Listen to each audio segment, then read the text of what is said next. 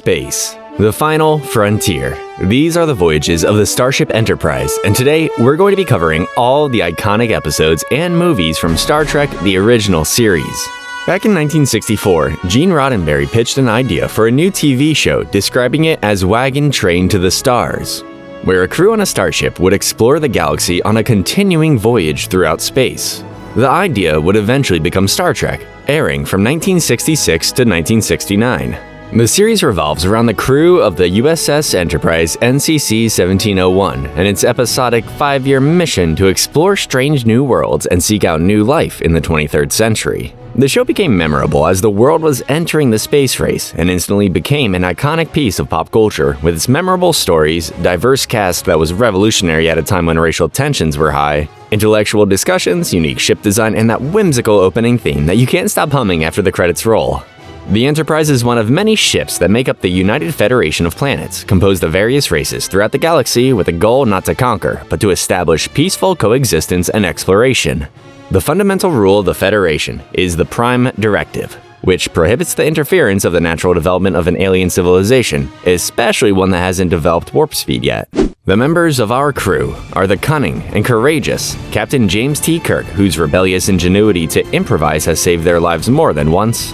His first officer, Spock, the best character in all of Star Trek. The half-human, half-Vulcan, who counters Kirk's cowboy nature with emotionless logic and wisdom.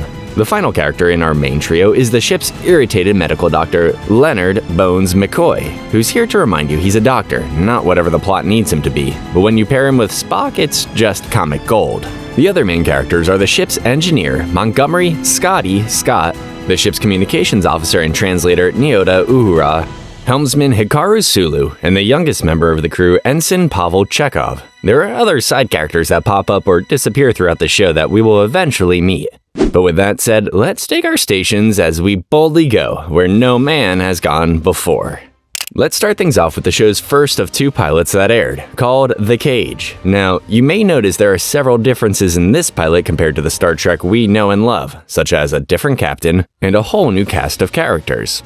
The only character from this pilot to make it onto the show is Spock. However, he isn't the first officer here and is just their science officer. The first officer is Una Chin Riley, played by Gene Roddenberry's future wife, Majel Barrett, who makes several appearances throughout Star Trek as different characters and eventually becomes the voice of the ship's computer.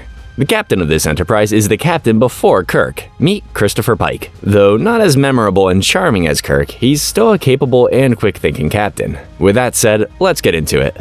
The pilot begins with the crew receiving a distress call from the 4th planet in the Talos star group. Spock informs them that a survey team disappeared 18 years ago in that region, and it's possible the distress call is from them. Number 4 seems to be Class M. Oxygen atmosphere. Pike instructs his crew to ignore the call and continue on their present course. It's clear something is bothering him, and he seeks comfort in the ship's doctor, Dr. Philip Boyce. Boyce has just the antidote for him, a warm matinee, as he feels people open up more to their bartender than their doctor. Boyce suggests Pike is still wrestling with what happened to him on Rigel 7, where Pike was placed in a difficult situation and lost several of his crew. Pike admits that he's tired of being the ship's captain and would love nothing better than to go home, adding that there's more to life than being a captain. Boyce tells him he doesn't have that luxury anymore and has to play the cards he's been dealt, or else. Spock gets a transmission confirming there are survivors on Talos, and Pike sets course to rescue them. He beams down with a boarding party, where they find the survivors in a makeshift shelter. They are made up of mostly old men and one very beautiful woman named Vina, whose parents died in the crash. Pike is immediately entranced by her, completely unaware that they are being watched by the native Talosians. Pike and his party make plans to beam the survivors aboard, but Vina approaches Pike with her enchanting gaze, telling him he'll be a perfect specimen.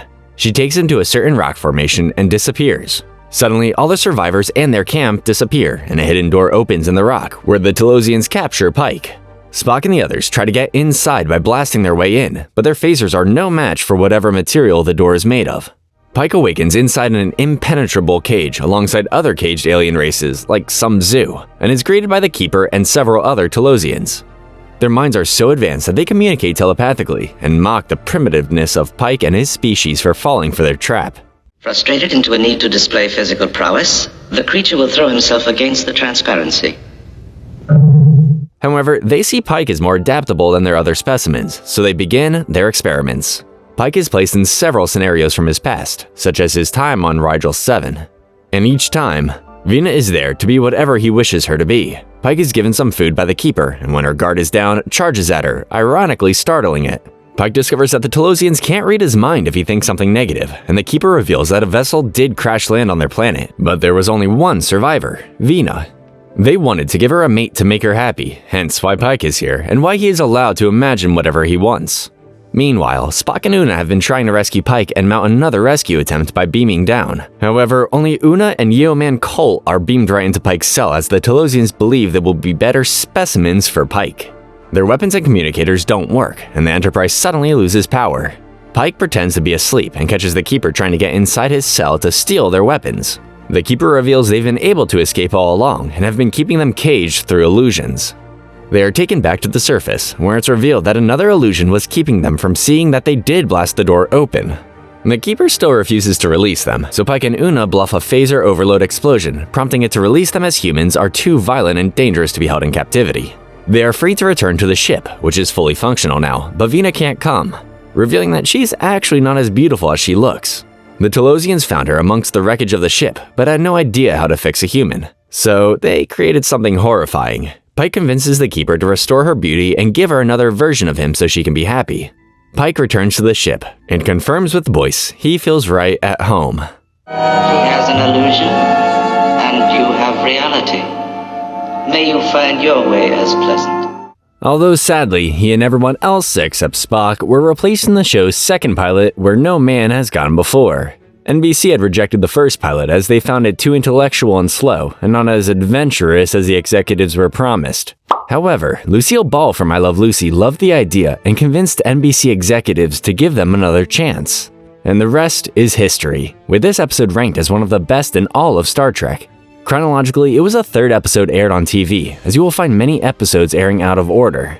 The episode finally features James T. Kirk, although for this episode he's known as James R. Kirk, as the ship's captain, replacing Christopher Pike, and also features Scotty and Sulu, although here Sulu is the ship's astroscientist, not the helmsman. Spock has been promoted to first officer, as NBC feared that having a woman in such a high-ranking authority would be rejected by audiences.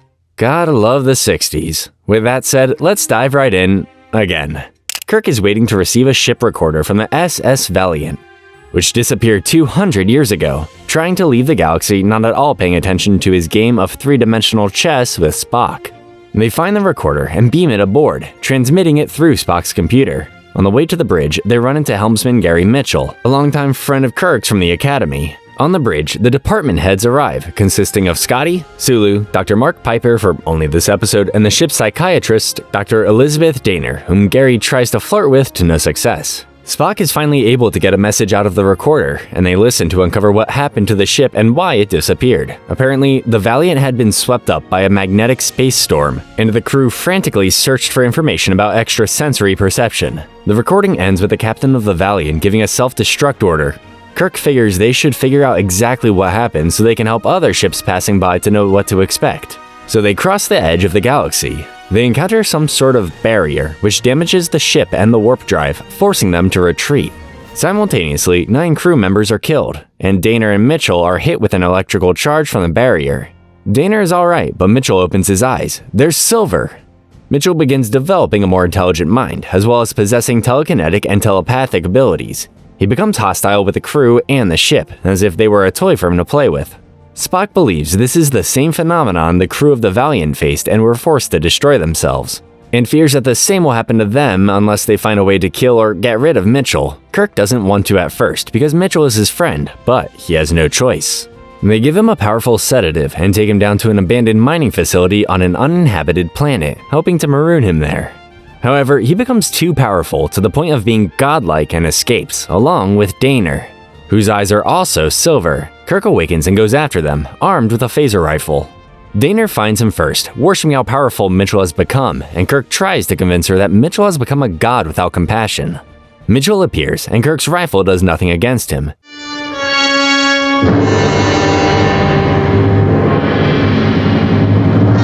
He forces Kirk to worship him, and Daner can't bear to watch what Mitchell has become, so she attacks him. She weakens him with all her strength, giving Kirk a chance to defeat Mitchell. Kirk shoots a large boulder. creating a rock slide that kills him in the grave meant for him. Kirk checks on Daner, but since she used all her energy to give Kirk a chance, she dies too.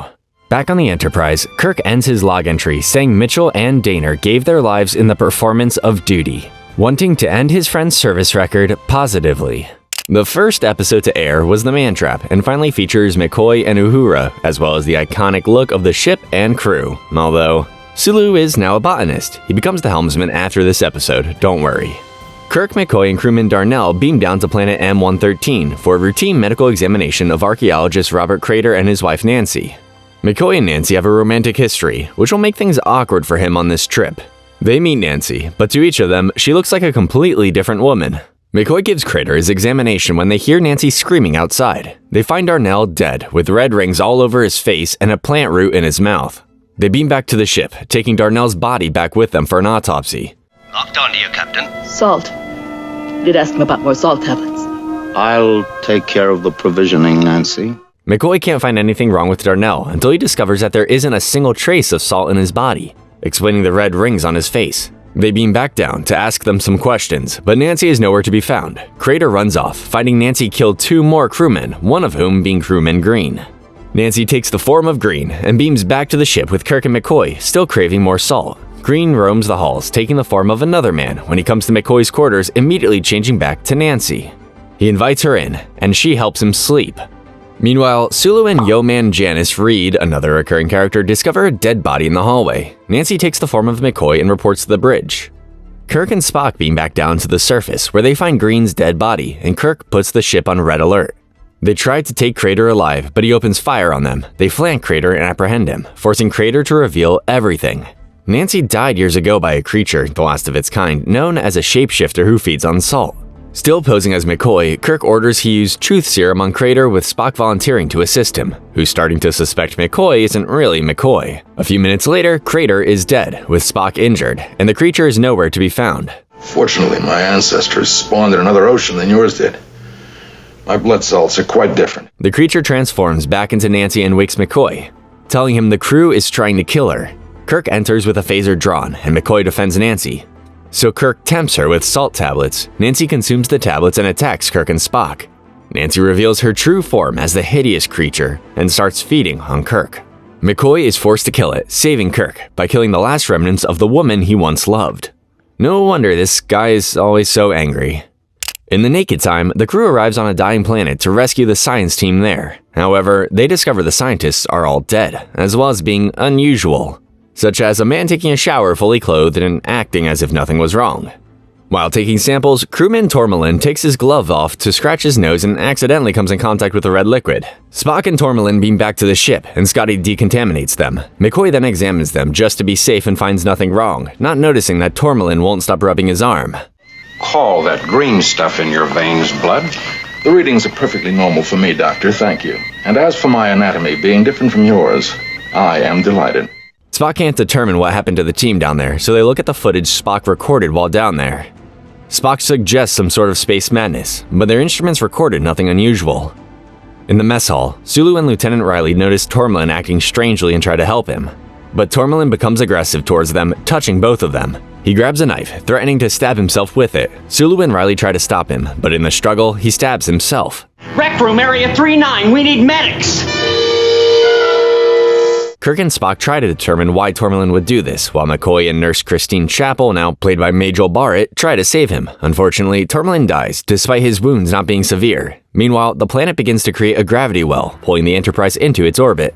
They are safe as long as the crew are conscious enough to maintain a safe distance, so they have nothing to worry about, right? Sulu abandons his post and thinks he's one of the swashbuckling Three Musketeers, prancing around shirtless and striking at everything with his épée. He makes it to the bridge, where Spock has to neutralize him with his Vulcan nerve pinch. This is the first time it's ever used. Meanwhile, Riley has embraced his Irish heritage, proclaiming himself as the captain, and cuts all power to the engines, locking himself in engineering. The ship descends rapidly towards the planet's surface, and Spock informs Kirk that they only have 20 minutes before they burn up. I'll take you home again, Kathleen. While Scotty tries to break into engineering, more and more crew members share similar symptoms, with some becoming aggressive. Spock encounters Christine in sickbay, also experiencing symptoms, and professes her love for Spock. She becomes intimate with him, and he struggles to control his emotions, eventually crying. It's worth noting that Vulcans are a species that have learned to control their emotions as they became more advanced. Therefore, if they were to feel emotions, it would be torture for them. Spock is half human, half Vulcan, so he constantly wrestles with his human and his Vulcan side throughout the show. Scotty finally breaks through and regains control of engineering. However, it'll take 30 minutes to turn the engines back on, and they have 8 minutes before they burn up. On a positive note, McCoy discovers a cure for their symptoms and distributes it, effectively working. Spock helps Scotty to figure out a way to break the laws of physics using a new formula and make it out of the planet's orbit, accidentally creating a time warp. They stop the engines and discover they have gone back in time 3 days. Spock theorizes that this new formula may be useful one day, and Kirk agrees he may be right. In The Enemy Within, we get introduced to a phenomenon that happens every once in a while in the Star Trek universe, transporter duplication. During a geological exploration of a planet with sub-freezing temperatures at night, one of the crewmen, Fisher, injures his hand, and Kirk tells him to report to sickbay. He beams up, but there is a malfunction beaming him back up. However, he makes it back safely, and they discover he had some sort of yellow metal ore on him. Scotty runs a diagnostic on the transporter, telling his technician Wilson to grab a synchronic meter, and he leaves. Everything checks out, so Kirk is beamed aboard, but he tells Scotty he has a massive headache. Scotty accompanies him to his quarters, and the transporter beams up another, more evil version of Kirk. Evil Kirk visits McCoy and aggressively takes his sari and brandy, getting drunk and breaking into Janice's quarters. Spock comes to check on the real Kirk after McCoy told him what happened, and Kirk assumes McCoy was playing a trick on Spock again. Spock sees that as logical and assumes all is well. Scotty has Kirk and Spock come to the transporter room and shows them that when they beamed up one of the animals native to the planet, it duplicated it with one gentle and the other aggressive. Scotty advises they don't beam anyone else back to the ship until they fix the transporter. However, the longer they wait, the greater chance Sulu and the others still on the planet will freeze to death. Meanwhile, Evil Kirk tries to force himself on Janice, and she scratches his face. She calls Fisher for help, and Evil Kirk attacks him. Janice informs them of what happened, and Fisher confirms it, and Kirk realizes there's a duplicate of him on board. Spock advises that they search for Evil Kirk, but not kill it, not knowing what will happen to Kirk. Spock also notices that Kirk no longer has the ability to make decisions, as Evil Kirk possesses that trait now. The imposter is not to be injured.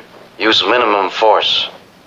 Repeat. The imposter is not to be injured. Evil Kirk puts makeup on his face to hide his scratches and attacks Wilson, thinking that it's the real Kirk securing his phaser. Luckily, Kirk and Spock manage to neutralize Evil Kirk and bring him to sickbay. McCoy discovers that Evil Kirk's body weakened when it duplicated, and that he is dying. Kirk begs his evil side to fight and stay alive because he needs him. Scotty has made a breakthrough in repairing the transporter, and they send the animal through. They are rejoined, but the procedure killed it. Despite the risk, Kirk realizes they have to go through, otherwise Sulu and the others will die.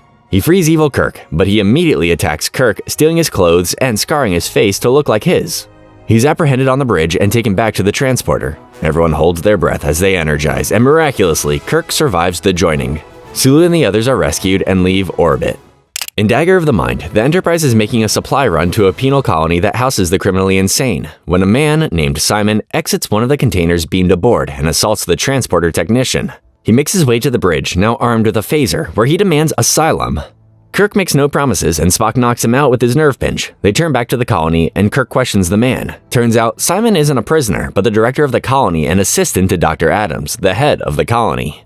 Dr. Adams informs Kirk that they were testing an experimental device, and he tested it on himself, which caused him to become violently agitated. However, Kirk McCoy has a different theory of what happened. But Kirk dismisses his theory since Dr. Adams is well-respected and a brilliant man. But since Starfleet regulations say that if the ship's doctor voices any doubts, the captain must act upon them. So Dr. Adams invites Kirk to beam down and see the device for himself. Kirk beams down with the ship's psychiatrist, Dr. Helen Noel, who turns out to have had a one-night stand with Kirk long ago, making things awkward between them. They meet Dr. Adams, and he's very friendly and understanding with them. He introduces them to one of their therapists, Lethe, who once was a patient here, but has now been rehabilitated. However, when Kirk speaks with her, she seems emotionally blank with every interaction. Dr. Adams shows them the neural neutralizer, the device Simon used on himself that neutralizes brainwaves, perfectly harmless with temporary effects. He reveals that Simon gave himself a full dose, something Dr. Adams advised against, and that's what caused it. Kirk leaves, not witnessing the true horrors of the experiment. Any word Will cause you pain. Terrible pain. Kirk and Helen decide to spend the night there, but Simon advises against it, warning them that they are in danger. However, he keeps convulsing every time he tries to tell them something, speaking only gibberish. So Spock conducts a Vulcan mind meld with Simon to learn the truth. A Vulcan mind meld is a form of telepathy, typically involving a precise placement of hands on the face. That allows them to gain access to a person's thoughts and memories. Love. Hate. Live. Suspicious that everything isn't as it seems, Kirk decides to try the device on himself with Helen monitoring him. They discover that whenever the light is on, even for a second, his mind goes blank and is susceptible to any suggestion. Dr. Adams discovers them and intensifies the device on Kirk, torturing him. He forces Kirk to believe everything he says and trust him unconditionally, promising pain if he doesn't. Meanwhile, Helen escapes through the air ducts and shuts down the power to the colony. Kirk escapes and the force field protecting the colony is down, allowing Spock to beam down with security. He eliminates the force field and turns the power back on, right as Dr. Adams is still in the room with the device still turned on full blast. Everyone reunites and finds Dr. Adams dead, his mind erased by his own device, or as Kirk put it, died of loneliness. They return to the Enterprise, where Kirk is informed that Simon has destroyed the device. In Balance of Terror, Kirk is officiating a wedding for 2 crew members when Outpost 4, one of the outposts patrolling the Romulan neutral zone, comes under attack. The Romulan neutral zone is the demilitarized zone between the Federation and the Romulan Empire that, at this point, has existed for 100 years after the Earth-Romulan War. Each race is prohibited from crossing over, as such an act would constitute an act of war, and right now, an unknown ship just crossed it and attacked one of the outposts. However, no one knows what a Romulan looks like, as there were no ship-to-ship visual communications. It has also been years since anyone has seen a Romulan vessel, so there's no way to determine if the ship that attacked the outpost was indeed Romulan. What will a Romulan ship look like, Mr. Stiles? I doubt if they'll radio and identify themselves. You'll know, sir. They're painted like a giant bird of prey. On the way, they discover that Outposts 2, 3, and 8 have been obliterated. Kirk orders everyone to battle stations and all weapons ready and armed. They arrive at Outpost 4, and Commander Hansen on the outpost informs them he's the only survivor of the attack, revealing the vessel has some sort of cloaking device, allowing it to surprise attack them. The vessel comes back, giving the crew their first glimpse at it, and it destroys what's left of Outpost 4, killing Hansen. The vessel engages its cloaking device right after, and Kirk deduces the ship can't fire when it's cloaked. Spock sees the ship heading back towards Romulan space, confirming that it is indeed a Romulan ship. Kirk orders Sulu to maintain a parallel course on their side of the neutral zone, but helmsman Stiles, whose family was killed during the Earth-Romulan War, argues they should attack since the Romulans violated the neutral zone. He adds that there could be spies aboard their ship. How else could the Romulans carry out such a careful sneak attack? Uhura picks up a code from the Romulan ship, and Spock is able to display a picture of their bridge, revealing that the Romulans look just like the Vulcans. Stiles questions Spock's loyalty, thinking he's one of them. So why do the Romulans look like Vulcans? Well, because Vulcans and Romulans were once the same race, and were just as violent and warlike as each other. However, it is unclear when Vulcans, led by Surik, abandoned this warlike trait and evolved to focus more on logic and reason, creating 2 distinct cultures between the two. Why didn't Spock know? Because it happened so long ago, and the Romulans, those that didn't follow Surik's teachings, cut themselves off from all the other races. The Romulan commander confirms with his second-in-command that they did come here to start another war, as a gift to their people. It's also worth noting that the Romulan commander is played by Mark Leonard, who will eventually play another important character in Star Trek after this episode. They follow the ship, but continue to stay outside the neutral zone. Stiles insists that they attack the ship, and to everyone's surprise, Spock agrees. Kirk and Spock figure out that if the ship is cloaked, it must leave behind an invisible trail, giving them a way to find it. I hope we won't need your services, Bones. Amen to that. Taking a big gamble, Jim. A cat-and-mouse game ensues, as Kirk and the Romulan commander play a game trying to read each other's minds, gaining each other's respects, until Kirk is given no choice but to enter into the neutral zone, continuing to attack the Romulan ship. The Romulan commander decides to pretend they were destroyed by launching debris and the dead body, and the Enterprise falls for it, losing sight of the ship. Both ships now play the silent waiting game, trying to locate the other as if they were 2 submarines underwater. Spock accidentally triggers a sound, and the fighting continues. The Enterprise is shaken from the blast, and many of the crew are incapacitated. Kirk decides to exaggerate the damage done to the ship, but the Romulan commander suspects Kirk's trap, yet his men pressure him to attack. Kirk tries to spring the trap, but a coolant leak incapacitates the men in the phaser room. Spock, able to enter the room, fires phasers, heavily damaging the Romulan ship. Kirk demands their surrender and offers to beam the survivors on board, but the commander declines, saying it is their duty. The commander engages the auto-destruct and kills himself and everyone on the ship. McCoy reveals that they only lost 1 crew member, the man who was going to get married before the Romulan ship appeared. Kirk comforts his fiancée in the chapel. In the episode Arena, we are first introduced to the Gorn, a violent reptilian species. The crew is invited down to an outpost, promised great hospitality, only to discover the entire outpost has been obliterated and the invitation is a trap. They find one survivor who informs them they were attacked by an unknown enemy, the Gorn, as an invasion of the Federation. Suddenly, one crewman is vaporized, and they find themselves under attack by the Gorn. Sulu informs them that they can't beam them up because they are also under attack and had to put shields up. Spock finds where the Gorn are firing from, so Kirk finds a grenade launcher from the outpost and fires a powerful blast at the Gorn. The Gorn ship beams up its forces on the surface, and Sulu can finally beam up Kirk and the others. To prevent a war with the Gorn, Kirk chases after the vessel that attacked the outpost so they can destroy it. However, the Gorn ship suddenly stops for some unknown reason, and the Enterprise falls right into the same predicament with their engines and weapons disabled by some unidentified power. A species known as the Metrons informs them that they have entered their system and do not tolerate their conflict. To resolve their conflict, Kirk and the captain of the Gorn ship will be transported down to a planet suitable for both of them and be forced to fight to the death. The winner and his ship will be set free, but the loser and his ship will be destroyed. The contest will be one of ingenuity against ingenuity, brute strength against brute strength. Kirk is then transported to the planet along with the Gorn captain, revealing the terrifying appearance of this savage race.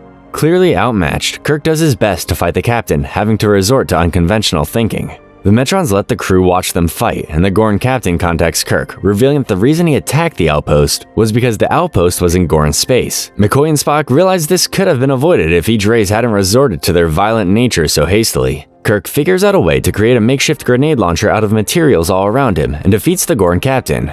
He grabs the Gorn's knife that he made and is about to kill him when he stops. He knows now why they attacked the outpost and tells the Metrons he refuses to kill him. Suddenly, the Gorn captain disappears and a Metron appears to Kirk. He's impressed by Kirk's quality of mercy to an enemy that would never show mercy to him, and lets Kirk and his crew live. Kirk tells the Metron to spare the Gorn ship too, and he allows it. Kirk returns to the ship and discovers the Metrons have moved them back to where they came from with the Gorn ship nowhere in sight.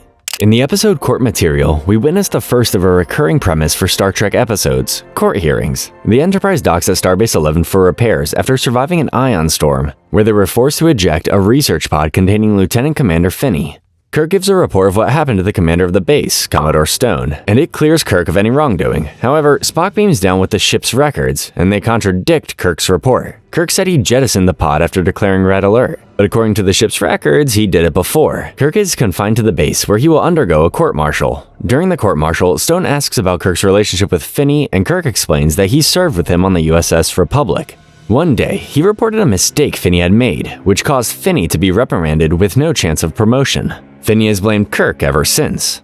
Comment. Service record of Lieutenant Commander Finney to be appended this inquiry. Noted. Kirk explains that they were on a routine mission when they encountered an ion storm. Kirk sent Finney into the research pod, simply because his name was at the top of the duty roster. Kirk put the ship on yellow alert. Everything was going smoothly until the storm began to act violently, so Kirk went to red alert and Finney knew he only had a few seconds. Kirk gave him more than a few seconds, and he was forced to jettison the pod in order to save the ship. Stone asks again why the ship's computer says he jettisoned the pod when they were still on yellow alert, not red. And Kirk says the computer made a mistake, which computers don't do. Stone stops recording and reminds Kirk that no Starfleet captain has ever stood trial and asks him to voluntarily stand down as captain, as the evidence isn't looking good for him. Kirk refuses to step down, knowing the truth of what happened, and demands a trial. The trial commences, and Spock and McCoy are brought in to give testimonies. They both defend Kirk's character, but are forced to add that it is possible Kirk had reason to resent Finney and can't find any evidence that suggests the computer was malfunctioning. Kirk's defense attorney, Cogley, calls him to the stand where he gives the same testimony that contradicts the computers, adding that he had no malice towards Finney. The prosecution attorney, Ariel Shaw, plays a visual recording of what exactly happened. Ariel just so happens to be an old love interest of Kirk's, making this situation hard for both of them. To Kirk's surprise, the recording shows Kirk jettison the pod before going to red alert.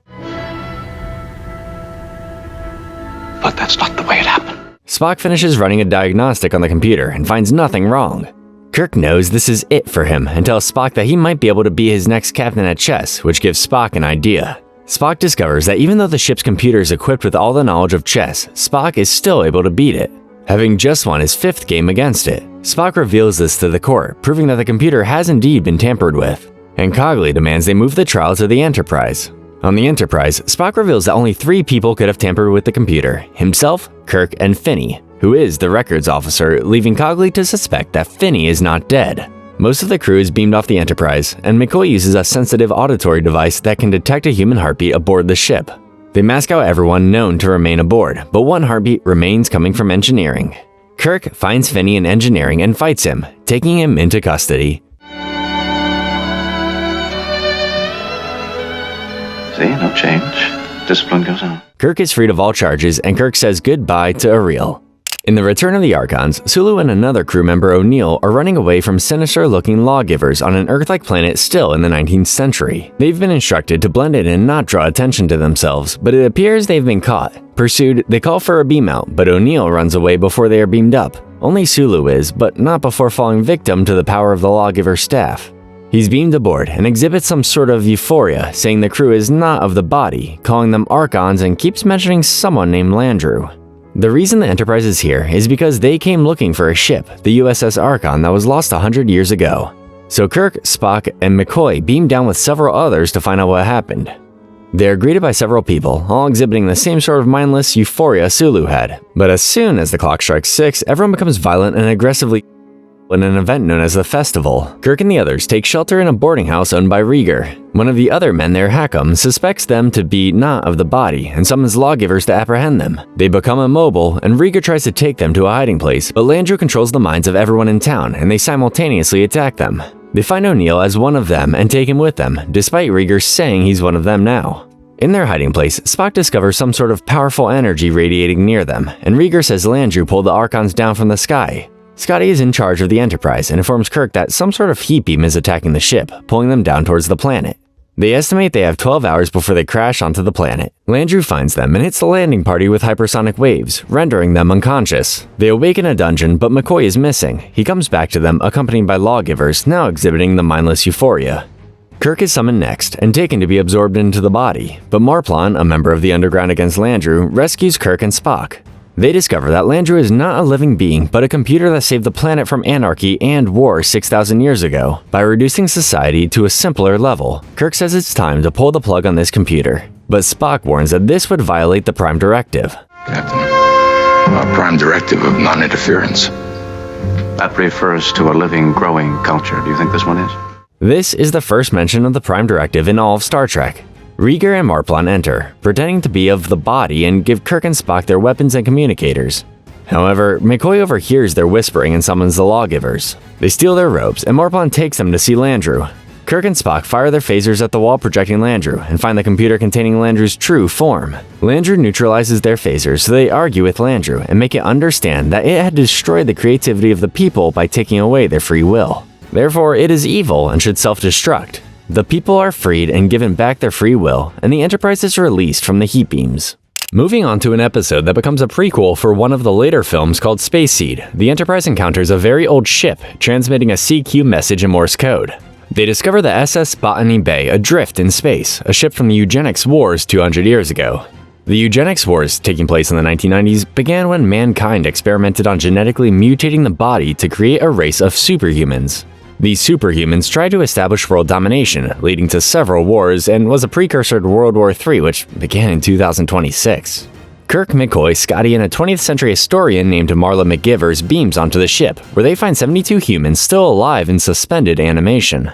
They awaken their leader and take him back to the Enterprise for medical examination. McCoy is impressed with how advanced the man's body is and wonders if his brain is just as powerful. However, he awakens and steals a knife while McCoy is in the other room. When he comes back, he holds it to his throat, demanding to know where he is. Answer my question. It would be most effective if you would cut the carotid artery just under the left ear. McCoy tells him where he is, and he demands to speak with Kirk. The man reveals himself to be Khan Noonien Singh and demands Kirk awaken the rest of his crew. Kirk assures him he will when they reach Starbase 12. Spock does some research and discovers that at the end of the Eugenics Wars, there were some 80 superhumans unaccounted for, and he suspects the people on that ship, including Khan, are they. Meanwhile, Khan knows McGivers is attracted to him and takes advantage of it in order to have her help him take the ship. Khan plans on building a new and better world, one that will bow to their rule as the superior race. Kirk has Khan's quarters on lockdown at all times, but Khan uses his incredible strength to open the locked door and escape. McGivers helps him beam aboard his ship and revive all of his superhuman crew. Then, he takes control of the Enterprise and turns off life support on the bridge, threatening to do so to the rest of the ship unless he surrenders it to him. Kirk refuses and soon goes unconscious along with everyone else on the bridge from the lack of oxygen. Khan takes everyone prisoner and reveals he's put Kirk in a decompression chamber, threatening to kill him unless they help him and his people find a colony planet to conquer. McGivers has a change of heart and saves Kirk without Khan knowing. He and Spock work together to regain control of the ship by gassing the entire ship but their deck, neutralizing Khan and his crew. However, Khan escapes to engineering and overloads the ship, attempting to destroy it. Kirk fights Khan and manages to defeat him, stopping the overload from happening. Khan and his people are brought to a court hearing where Kirk shockingly drops all charges. He instead plans to exile Khan and his people to Ceti Alpha 5, a harsh planet that will give them a challenge in trying to conquer.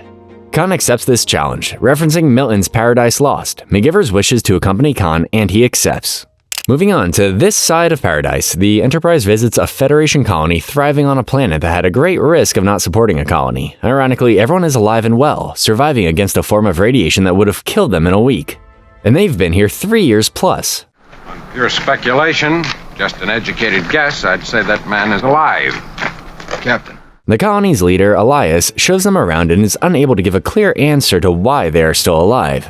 When McCoy does a medical examination, he discovers that before coming here, Elias had his appendix removed, and now suddenly he has a new healthy one inside him.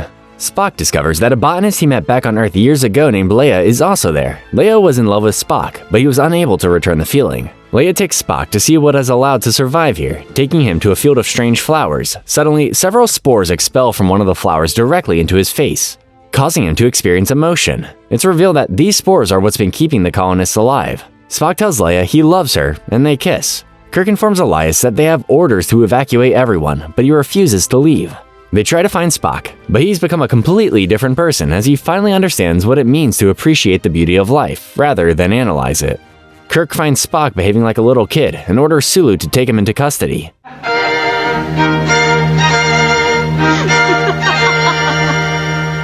However, Spock takes them to more flowers, and the same thing happens to him, except Kirk. Pretty soon, everyone on board the Enterprise becomes exposed to the flower's spores, prompting everyone but Kirk to beam down to the planet. Uhura severed all communication except with the planet, marooning Kirk on the Enterprise with only a few days left to live in the planet's orbit. Kirk is finally exposed to the spores, but figures out the way to counteract them is through violent emotions. He convinces Spock to beam up to the ship, where he has a special surprise for him: racism. All right, you mutinous, disloyal, computerized half-breed, we'll see about you deserting my ship. Kirk goads Spock to fight with insults, and Spock snaps out of the spore's control. He then helps Kirk rescue the rest of the crew by creating an irritating subsonic frequency through their communicators. Spock beams Leia up to the ship and sadly has to reveal that they can no longer be together. Leia's crying makes her lose the spores too, losing that euphoric bliss she had known for so long, and everyone, including the colonists, are beamed aboard. In The Devil in the Dark, some sort of creature has been killing 50 miners and engineers, leaving behind a strong corrosive substance, so the Enterprise has been sent to investigate. While being briefed on the new creature and how it all started, Spock notices some sort of silicon nodule on Chief Engineer Vanderberg's desk. He dismisses it as a geological oddity. Another miner dies, and everyone rushes to find the creature has also taken the main circulating pump. Without it, the reactor will go supercritical in 10 hours and suffocate the miners. They can't replace it because the part is no longer made, so Scotty tries to make a makeshift one. But it doesn't work. Spock theorizes that the creature may be a silicon-based life form, so Kirk has his men adjust their phasers to be more effective against silicon. Spock also suggests that the unimportant silicon nodule on Vandenberg's desk may be important, but he's not sure how just yet. The security team searches for the creature, and it kills another. Kirk and Spock reach the man that was killed and find the creature. They fire their phasers at it before it can attack, scaring it away. They injure it and examine a bit of its tissue it left behind. We are dealing with a silicon creature of the deep rocks, capable of moving through solid rock as easily as we move through the air. Spock also theorizes that the creature is the last of its kind, and to kill it would be a crime against science. Kirk argues their priority is protecting this colony and its people, so they don't have a choice on the matter and have to kill it. They continue to search, and Kirk and Spock come across many more of the silicon nodules like the one on Vandenberg's desk. Suddenly, the creature tunnels its way to Kirk, and Kirk manages to keep it away by aiming his phaser at it, but not firing. Despite believing the creature should be killed, Kirk is having second thoughts upon meeting it up close, as it isn't making any threats to attack him now. Spock joins Kirk and sees all the silicon nodules, finally realizing they might be the creature's eggs. Spock does a mind meld with it, only able to experience pain, but it gives the creature a chance to learn how to communicate with them, saying "No kill I." The creature, now known as Horta, shows Kirk the area where he was hurt and asks McCoy to help it. The thing is virtually made out of stone. Help it, treat it. I'm a doctor, not a bricklayer. Per the Horta's request, Kirk discovers that the miners had accidentally killed several of the Horta's children, and that's why it started attacking them. Meanwhile, Vanderberg and his men are growing restless, desperately wanting to kill the Horta, but Kirk stops them, revealing what they've done to it. They realize they were wrong, but they still have a mining quota to meet. Kirk tells them that the Horta agrees to help them mine along with her children. They mine the rock while they collect, making their operation far more profitable. See, this episode is one of the great examples that makes Star Trek so great. In Erand of Mercy, we are finally introduced to another iconic race in Star Trek, the Klingons. What's fascinating about the Klingons is that when the showrunners first created them, they were meant to be a metaphor for the Soviet Union, despite their Asian appearance. This opened up possibilities for the show and the rest of Star Trek to tackle political and social commentary on America and the Soviet Union during the Cold War era.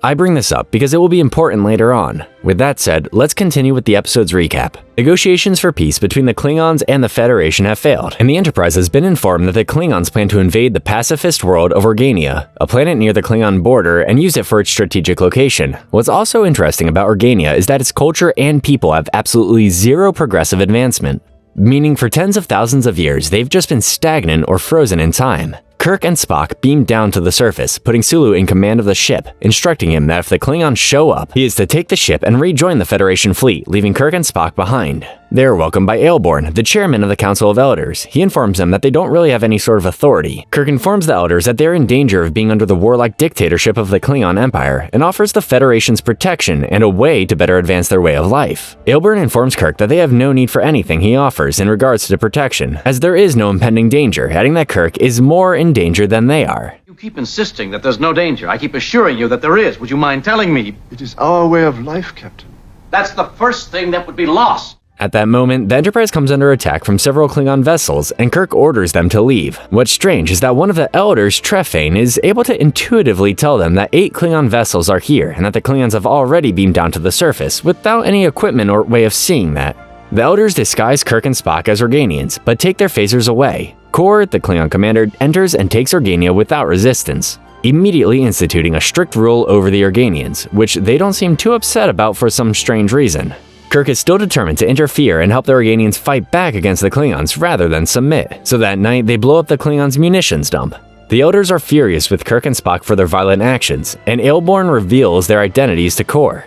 I had hoped to meet you in battle, but for some reason he feels that he must destroy you, Commander. Kirk and Spock are locked up in a dungeon surrounded by Klingon guards, when strangely, Aelborn is able to free them with no trouble at all. Kor finds out what happened and orders the execution of 200 Organians, but Aelborn and the Elders don't seem saddened by their deaths. Kirk threatens to use violence on them unless they are allowed their weapons back, so Aelborn casually tells them where they are. They infiltrate the Klingon base of operations and capture Kor. As they prepare to escort him out, Kor reveals that his men have been watching them, prompting several Klingons to enter. Suddenly, everyone immediately drops their weapons as if they were scalding hot, unable to touch each other without experiencing the same phenomenon. Sulu informs the captain that the same thing has happened to the Enterprise as well as the Klingon ships. Aelborn and Trefane enter to inform them that they are responsible for this and completely paralyze the war between the Federation and the Klingon Empire. He also reveals that no one has died due to no one dying on Organia for thousands of years. Aelborn points out their flawed idealism to defend the right to wage war against millions of innocent people. He adds that eventually the Federation and Klingons will become allies, but only after millions more have died. They then realize their true form as incorporeal beings and vanish. Spock theorizes that everything they have seen on Organia was created to adhere to their primitive understanding.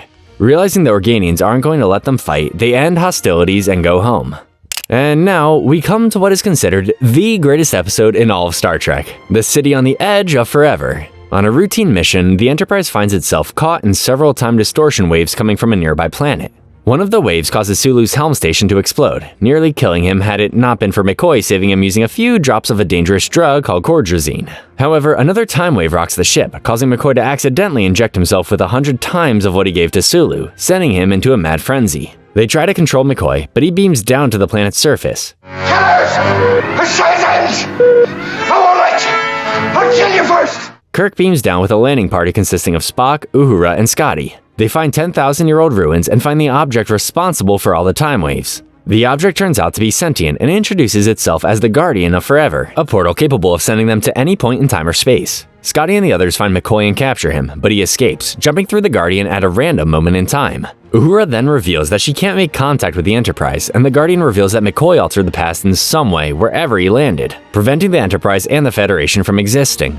Kirk and Spock realize they must enter the portal and undo whatever McCoy did to change the past. Spock uses his tricorder to determine when to jump, and they find themselves in New York during the Great Depression.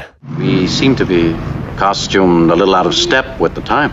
I'm afraid I'm going to be difficult to explain in any case, Captain. They try to blend in by stealing some clothes, but are forced to flee a policeman by hiding in the basement of the 21st Street mission.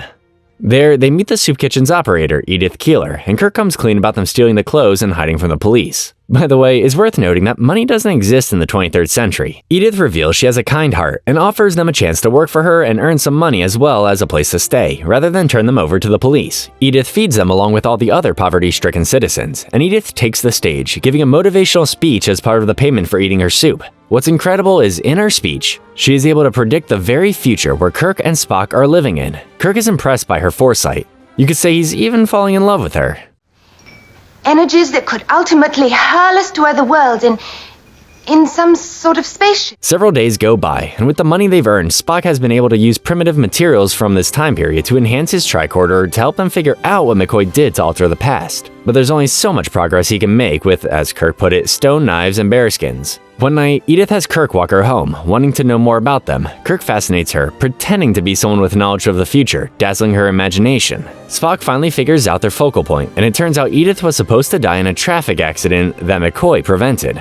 Years after she survived it, she created a pacifist movement that became so powerful it delayed America's involvement in World War II, allowing them to develop the atomic bomb first, win the war, and conquer the world. Her ideas of peace were right, but at the wrong time. Therefore, in order to save the past, Edith must die. And Kirk confesses he's in love with Edith. McCoy finally appears, and his mad state wears off as he terrorizes an innocent hobo.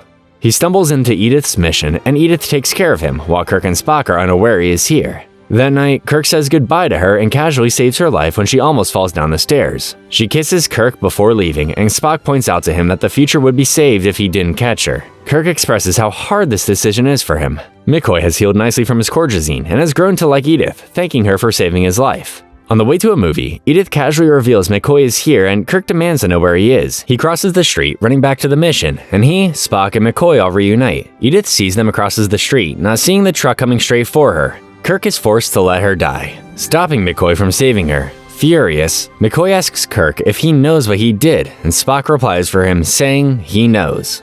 Kirk, Spock, and McCoy are brought back to the exact moment they left, and the past has been restored, at the expense of Kirk's broken heart.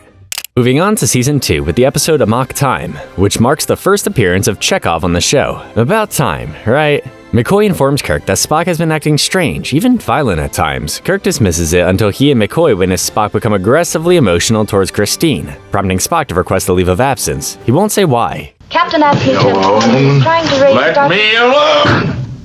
Kirk confronts Spock on this behavior, and with a knife behind his back, Spock demands they set course for Vulcan. Kirk allows it, seeing this is very important for his friend. When Kirk tries to understand why they must go to Vulcan, Spock refuses to answer as the matter is very personal. McCoy examines Spock and reveals that if they don't get to Vulcan within a week, he'll die. Kirk confronts Spock again, demanding to know what is going on. Spock finally reveals that every 7 years, Vulcan males undergo something called Ponfar, which requires them to mate or they will die. There's no need to be embarrassed about it, Mr. Spock. It happens to the birds and the bees. The birds and the bees are not Vulcans, Captain.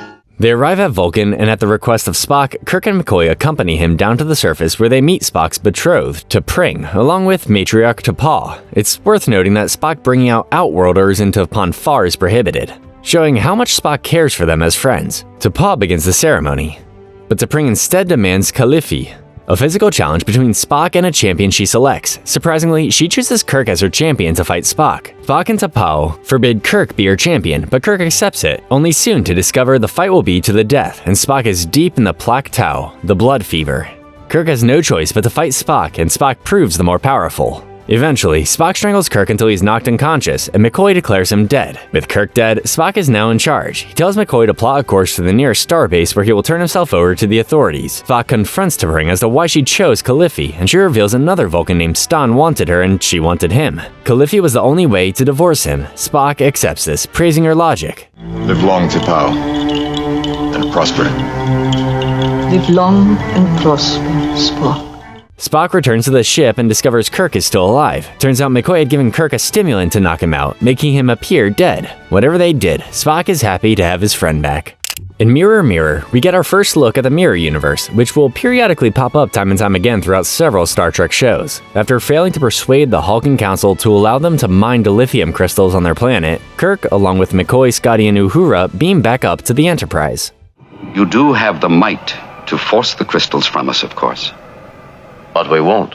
However, they did so during an ion storm, which caused them to enter a parallel universe, beaming them straight into a much more evil version of their universe. Here, sidearms are required at all times. The Enterprise belongs to the Terran Empire, not the Federation, and Spock has an evil goatee. Kirk theorizes that if they were sent here, then the Kirk and the others from this universe are now in theirs.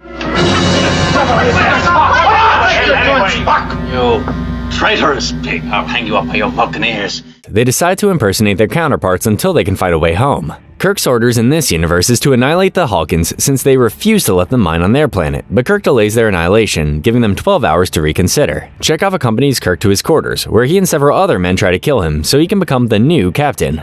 One of the men saves Kirk, hoping Kirk will reward him with a promotion, but Kirk puts him in his place. Kirk realizes this is a common thing that could happen to anyone in this universe and advises McCoy and Scotty to watch their backs. Kirk confers with the ship's computer, now an intimidating male voice, and determines the ion storm that sent them here can be replicated. Scotty says he can do it, but Sulu, here the security officer, will be well aware of what they are doing. Therefore, Uhura will have to distract him, since Sulu has a big thing for Uhura in this universe.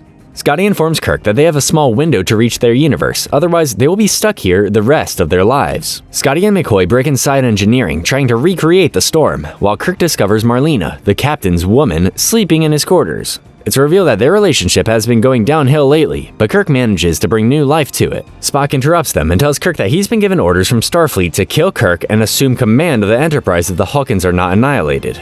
Uhura distracts Sulu like they planned, and she manages to start making her way to them. However, Spock uncovers what they were doing and confronts all four of them in the sickbay. They fight Spock and defeat him by smashing a skull on his head. Scotty tells them they only have 15 minutes left, but McCoy is determined to save Spock's life. Sulu, along with the security team, enters, holding them all at gunpoint and plan to kill Kirk and Spock, making it look like they killed each other so he can take control of the ship. Suddenly, Marlena, who has been watching everything on evil Kirk's concealed weapon, the Tantalus Field, kills everyone except Sulu, giving Kirk a better chance at defeating Sulu. With 10 minutes left, McCoy stays behind to finish treating Spock. Spock regains consciousness, confused as to why he's still alive, and does a mind meld with McCoy to find out who they really are. In the transporter room, Marlena, who has been hearing everything, asks to go with them, but Kirk won't allow it. Now knowing the truth, Spock helps them get back to their universe, and Kirk uses his remaining time to convince Spock to take control of the Enterprise and learn to be more like them. Spock reminds Kirk of the necessity of power, but says he will consider it. Everyone returns to their universes, and Spock says he found their counterparts refreshing. The Enterprise is on another routine mission in the Doomsday Machine when they discover that all the planets in the solar system have been destroyed. They search for a ship that was out here, the USS Constellation, and find it badly damaged. Kirk, McCoy, and Scotty beam aboard with the boarding party and discover the crew gone, as if they just got up and left. Scotty examines the engines and asserts the ship can only be run on impulse as the warp drive is dead. They find the captain, Matt Dagger, still on board and in shock. Scotty plays back the logs, revealing that they were attacked by an unknown weapon that incapacitated their ship. Dagger beamed his crew down to the planet, volunteering to stay on board, hoping they would be safe. But the weapon destroyed the planet they were on, killing everyone. A robot weapon that purposely destroys entire solar systems.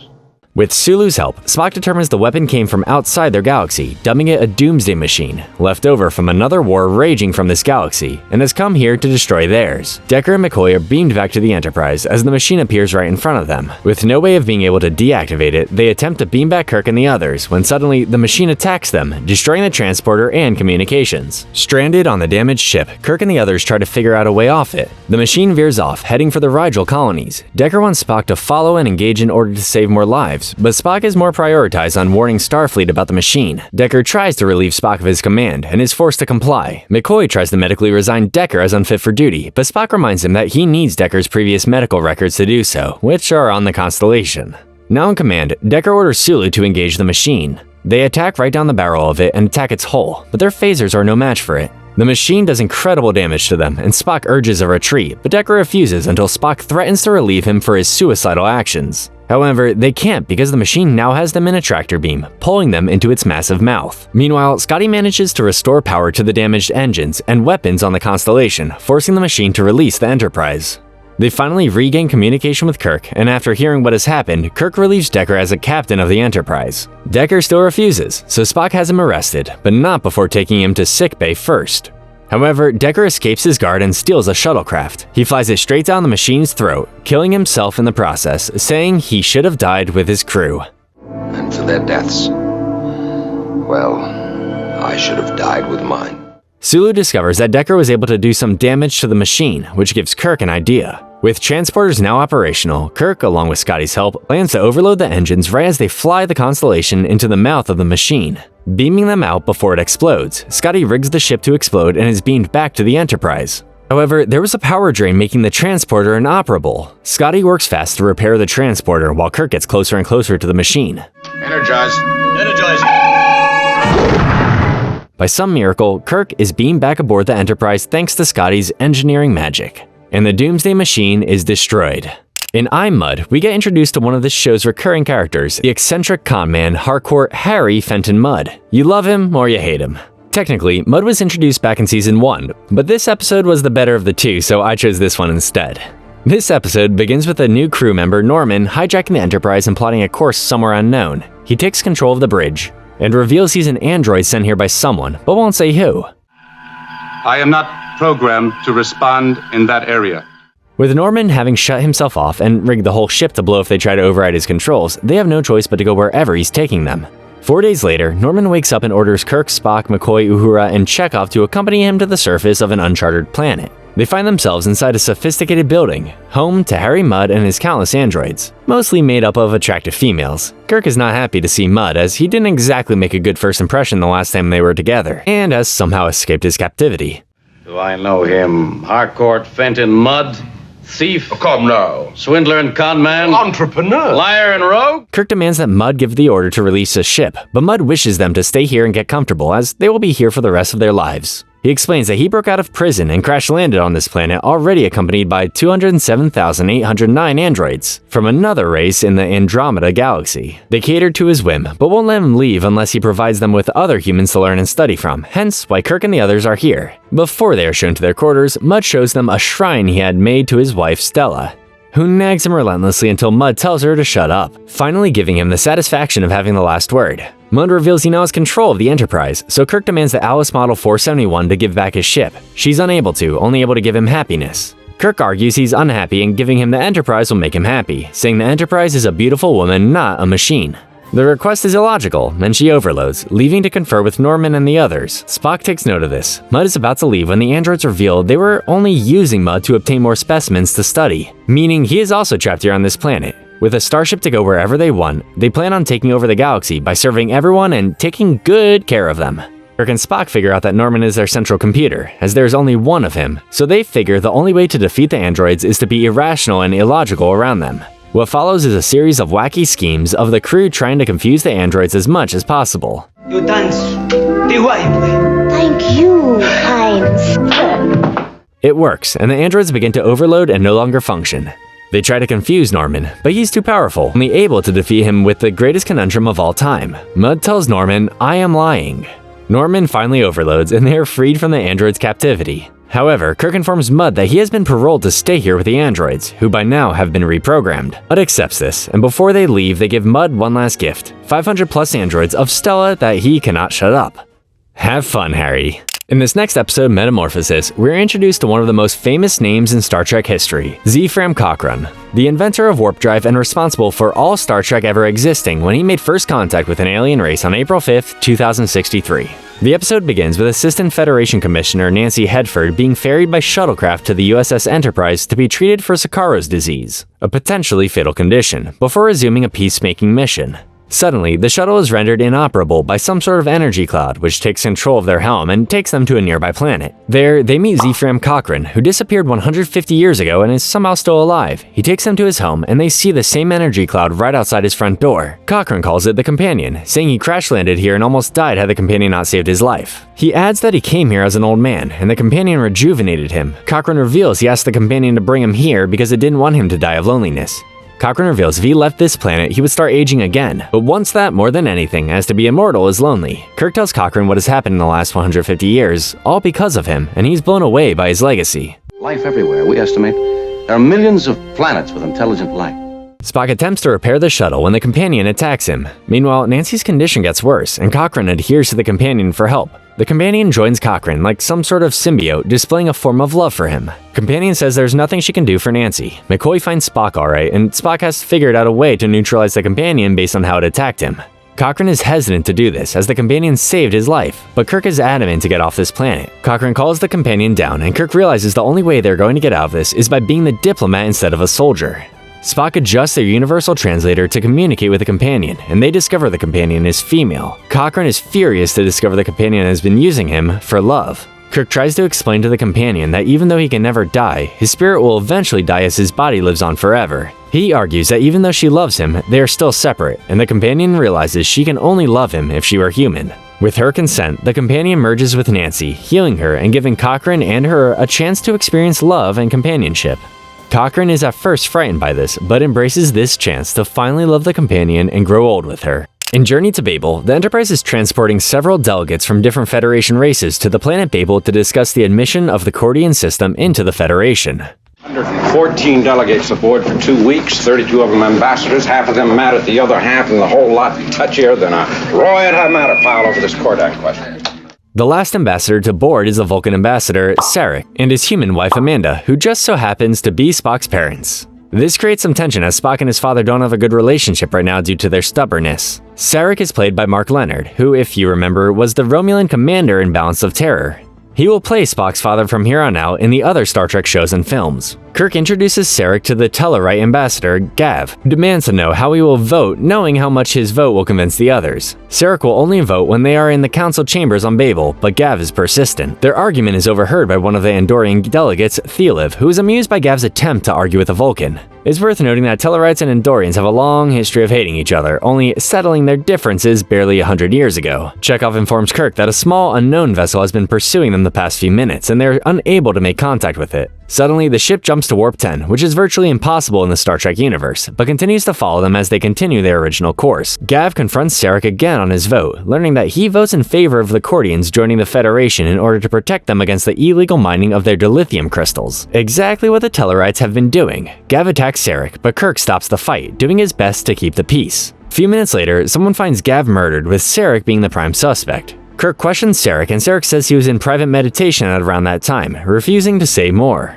Suddenly, he collapses from the Vulcan equivalent of a heart attack. Still monitoring the unknown vessel, Uhura discovers that someone on board the Enterprise is in contact with the vessel. Meanwhile, Sarek reveals that this isn't the first heart attack he's had, as he had another one at the time Gav was murdered. McCoy will have to operate on Sarek, but it's a complicated procedure due to the complicated nature of the Vulcan heart. He will lose a lot of blood in the process, and there isn't enough on board. Thankfully, Spock matches his blood because he's also half human. He will lose as much blood as they filter his blood to be more Vulcan. Suddenly, Theoliv attacks Kirk in the hallway, stabbing him. With Kirk incapacitated, Spock has to halt the operation in order to command the ship.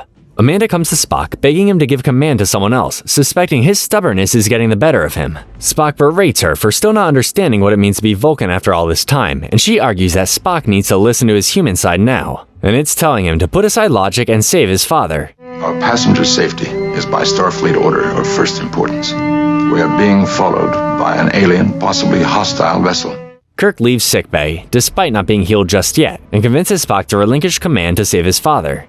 Just then, the unknown vessel appears, forcing Kirk to stay longer. Uhura traces the signal from the ship to the Enterprise coming from the brig where Theoliv is being kept.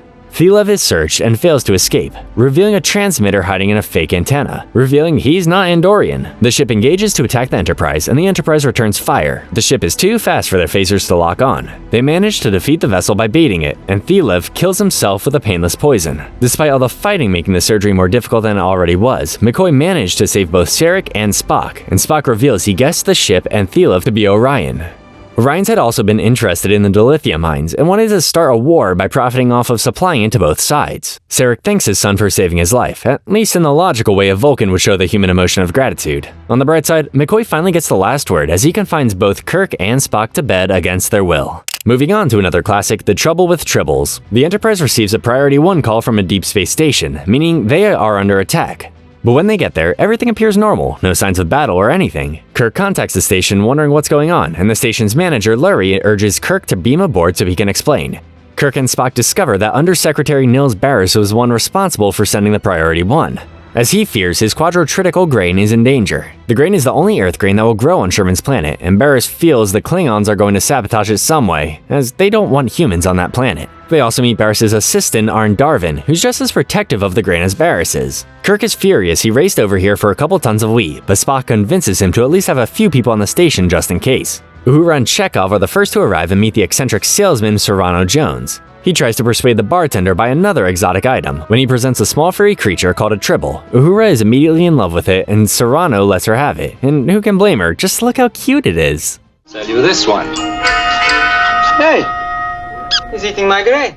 As if on cue, the Klingons arrive, but they're not here to attack. Kirk meets the Klingon captain Koloth and his first officer Korak, who are here for some shore leave, and after what happened on Organia, which resulted in the Organia Peace Treaty, they cannot harm each other. Kirk allows Koloth to have 12 of his men here, as long as for each Klingon on board, there is one of Kirk's crew on board. Meanwhile, Uhura has discovered that in only a few short hours, her tribble has given birth to several children, as McCoy soon discovers that when you feed them, they give birth to more tribbles, adding that they're most likely born pregnant. Its trilling seems to have a tranquilizing effect on the human nervous system. Scotty and Chekhov join the others on the station, where they get into a drunken, heated argument with the Klingons. It's also revealed that Tribbles and Klingons do not like each other. Scotty does his best to calm Chekhov when Korax insults him, and their captain. But when Korax insults the Enterprise, he's made a big mistake. A classic drunken brawl ensues, as both sides throw the Organian Peace Treaty right out the airlock. After several black eyes and broken hands, Kirk interrogates his officers, demanding to know who started the fight. No one comes forward, and Scotty is forced to admit it was him. He explains what triggered him, unintentionally saying he thought the Enterprise was more worth fighting about than him. Man, that's more insulting than what the Klingons said. By now, the Tribbles have multiplied so much that they cover every inch of the Enterprise. They have consumed all their food and resources, giving only love in return, which sounds nice, but at the same time is very dangerous. Kirk realizes if the Tribbles got into the vents and storage compartments on the Enterprise, they most likely did on the station. They open the storage compartments containing the grain and discover that millions of Tribbles have consumed every last bit of it. However, Spock discovers the Tribbles that ate the grain are all dead or dying, meaning someone poisoned the grain. All we have to do is quit feeding them. We quit feeding them, they stop breeding. Serrano is suspected as a Klingon agent, and Koloth is insulted by how his men have been treated while they've been here. He demands the Tribbles be removed, and as they are taken out of the room, Darvin walks in, frightening the Tribbles, revealing Darvin to be a Klingon. Thanks to the Tribbles, they discover that Darvin is the spy and poisoned the grain. They leave the station, and Kirk notices every single Tribble that was on the Enterprise is now gone. Scotty reveals he beamed them all off the ship, giving them a nice home, the Klingons' engine room. Everyone laughs. In a piece of the action, we witness one of many possibilities that can occur if the Prime Directive is violated. The Enterprise has been routed to a planet to find out what happened to an exploratory vessel called Horizon after it was reported missing 100 years ago. The reason it took someone this long to check it out was because it was sent by conventional radio, which leaves Kirk to fear that Horizon's arrival would have definitely altered the evolution of the planet, as Horizon arrived well before the Prime Directive was enforced. This is a big fear, as the people on the planet are very imitative people. What was the state of the Ioshan culture before the Horizon came? The beginnings of industrialization. They beam down and discover the entire culture has been transformed to resemble 1920s. American gangster culture with everyone and their grandmother carrying Tommy guns. They are held at gunpoint by two men belonging to Bela Oxmix, the boss, and are taken to see him. They learn that there is no system of government on this planet anymore, as the people in charge are the ones with the biggest territory, and Oxmix as the biggest one.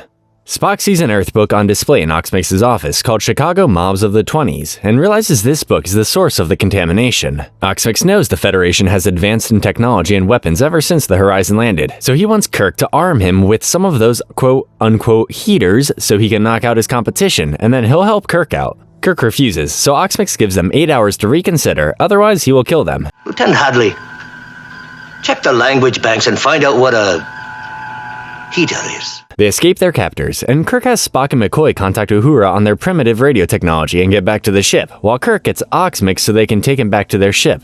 However, he is captured and taken to one of Oxmix's biggest competitors, Jojo Krakow. Krakow wants the exact same thing Oxmix wanted from Kirk, but Kirk proposes having all the mob bosses come together in the same room so they can talk about everything like reasonable human beings. Of course, Krakow is against this and locks Kirk up. Oxmix contacts the Enterprise using Kirk's communicator and tells them what happened to Kirk. He offers Spock a deal to work together to get Kirk back, and Spock thinks it's best to have at least one person down there on their side, despite how untrustworthy he may be, so he accepts. Kirk manages to escape Krakow, and Oxmix's truce happens to be a trap. Kirk saves them, embracing this culture and its lingo, and has he and Spock switch clothes with 2 of Oxmix's men and return to Krakow.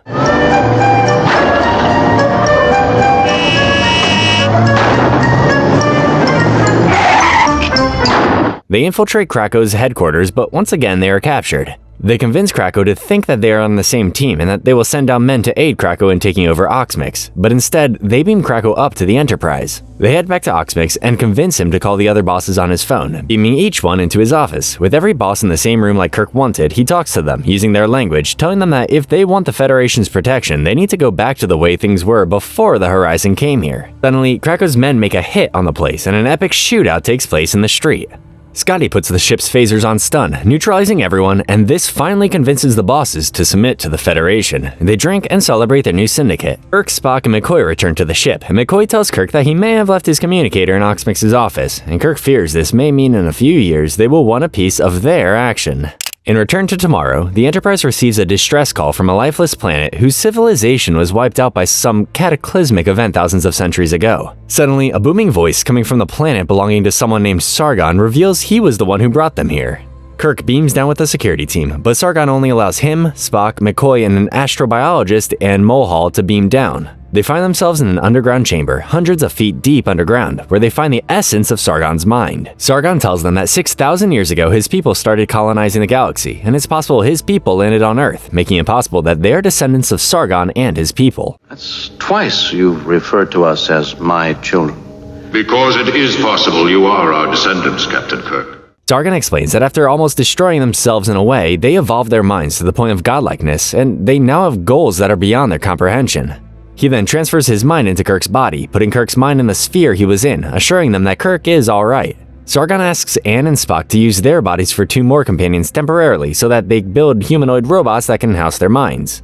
However, the longer he stays in Kirk, the more his body begins to weaken, putting Kirk, Spock, and Anne's bodies at risk if they agree to this. He returns Kirk to his body and gives them time to think. At first, Kirk and Spock are the only ones on board with the idea, until Kirk gives them a rousing speech that argues that, despite the danger, the potential for the advancement of knowledge is equally greater. It's the same reason they are explorers, not conquerors.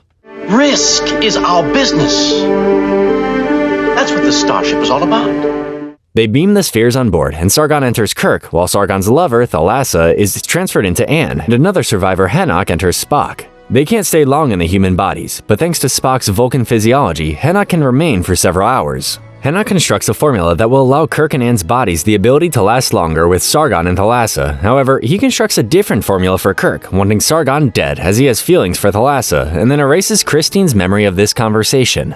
Kirk's body then collapses from the incorrect formula, killing both Sargon and Kirk. While McCoy tries to find some way to save both Kirk and Sargon, Thalassa reveals that they've realized that living as non-organic androids won't give them the same pleasures a living body provides, and they want to stay inside the bodies. But she and Sargon also know that this is wrong, something Henoch doesn't care about, and have a change of heart. Suddenly, Sargon reveals he's still alive and has been living inside the ship. Sargon and Thalassa give their bodies back and destroy the spheres, but not before transferring Spock's mind to Christine. They confront Henoch, who has taken control of the bridge, and Christine injects Spock with the formula used to kill Kirk. Henoch dies, and Sargon transfers Spock back to his body, alive and well. Sargon informs them that he and Thalassa have decided to fade away into oblivion, and Kirk and Anne allow them both one final moment together. Moving on to an episode that was banned in Germany, Patterns of Force, and is another classic example of the Prime Directive being violated. The Enterprise arrives at the planet Echoes after the disappearance of a Federation cultural observer, John Gill, when they are attacked by a thermonuclear weapon Echoes, Nord's peaceful neighboring planet of Xeon, should have yet. Assuming Gill gave them the technology, they beam down to the planet, but not before injecting themselves with a transponder that will allow Scotty to beam them up no matter where they are. There, they find an innocent Xeon man named Isaac being arrested by Ecosian soldiers who are dressed like. Starting to understand why this episode was banned in Germany, they figure this to be Gill's contamination on the Ecosian culture, especially since Gill is their Führer. Spock poses as from a uniform they stole off of a soldier, and Kirk poses as a Gestapo officer. They try to infiltrate the Führer headquarters, but none of the officers see through their disguises and has them arrested. They are flogged and questioned regarding who they are and why they are here, until Chairman Enig takes over the interrogation. He gives them an hour to live. They escape using the crystals and the transponders they injected themselves with, and take Isaac with them. They find their phasers and equipment disassembled, which will make finding Gill difficult, so they leave with Isaac once again posing as soldiers. Turns out Isaac is part of a resistance movement against the and he vouches for them, allowing them to stay. They meet Doris, a decorated Ecosian fighting against her people to free the Xeons, posing as a war hero. Kirk reveals who they are, as well as who Gill is, and Doris informs them that Gill will be making a big speech later that night. Kirk sees this as his chance to meet with Gill and correct all that's happened. Kirk and the others pose as a film crew documenting Doris as she attends the speech. They find where Gill will give his speech. However, Spock noticed he was unable to move as if he was drugged. They have McCoy beam down wearing an officer's uniform and attend the speech, declaring the final extermination of the Xeon people will begin tonight. At the meeting is Deputy Führer Melkon, who is the proudest there. A microphone blocks his mouth with the words and sentences not sounding uniform.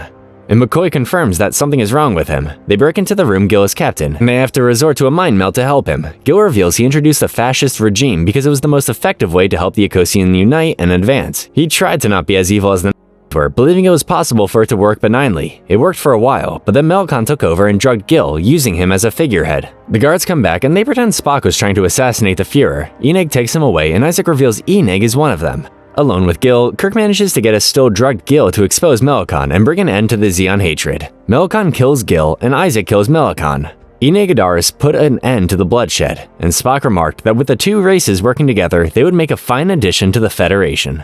In the Ultimate Computer, the Enterprise is summoned to a space station without explanation, where Commodore Wesley informs them that the Enterprise will be a test vessel in war games operated by a revolutionary tactical and control computer, the M5 Multitronic System. What makes this computer revolutionary is that it will allow the Enterprise, a crew of 400, to be operated by a crew of 20. This does not sit well with Kirk.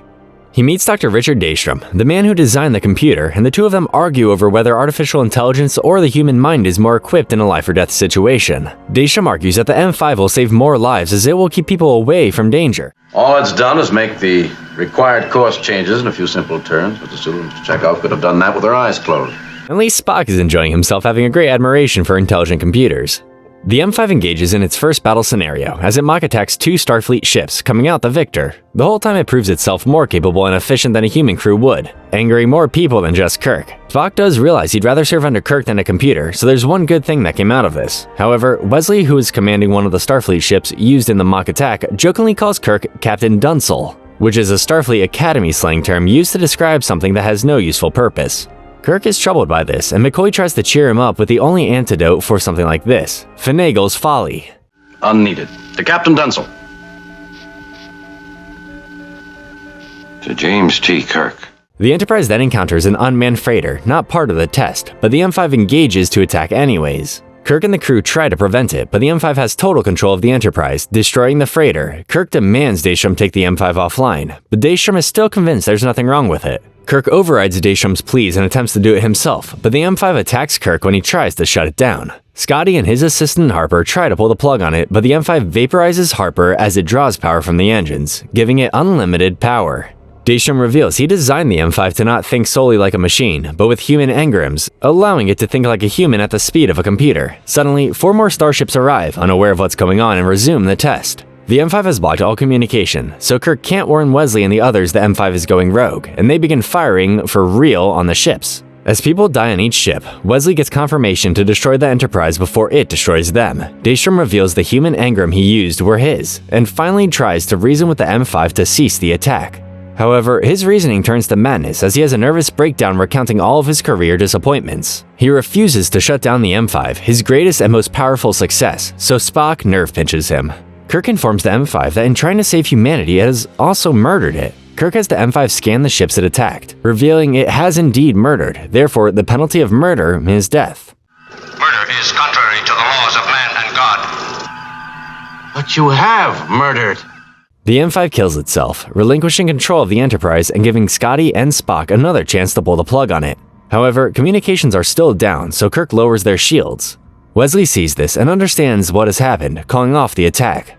Kirk gambled, knowing the kind of man Wesley was, something a computer would never understand. By reason unknown, Kirk has ordered the Enterprise to cross over the Romulan neutral zone in the episode The Enterprise Incident, where they are greeted by 3 Romulan ships, 2 of which have Klingon designs. Subcommander Tau orders Kirk and Spock to board their vessel, while he allows 2 of his men to board theirs to ensure there will be some trust. They meet the Romulan commander, who demands to know why they are here, but Kirk says it was simply an instrument failure with the navigation. The commander is not buying it, accusing him of espionage. She asks Spock, since he's incapable of lying, and despite his best efforts, she's able to figure out why they are here, to steal a Romulan cloaking device. Spock convinces her that Kirk has gone insane, acting on his own mad will. Kirk, who is pretending to be insane, condemns Spock as a traitor, and the Romulans lock Kirk up.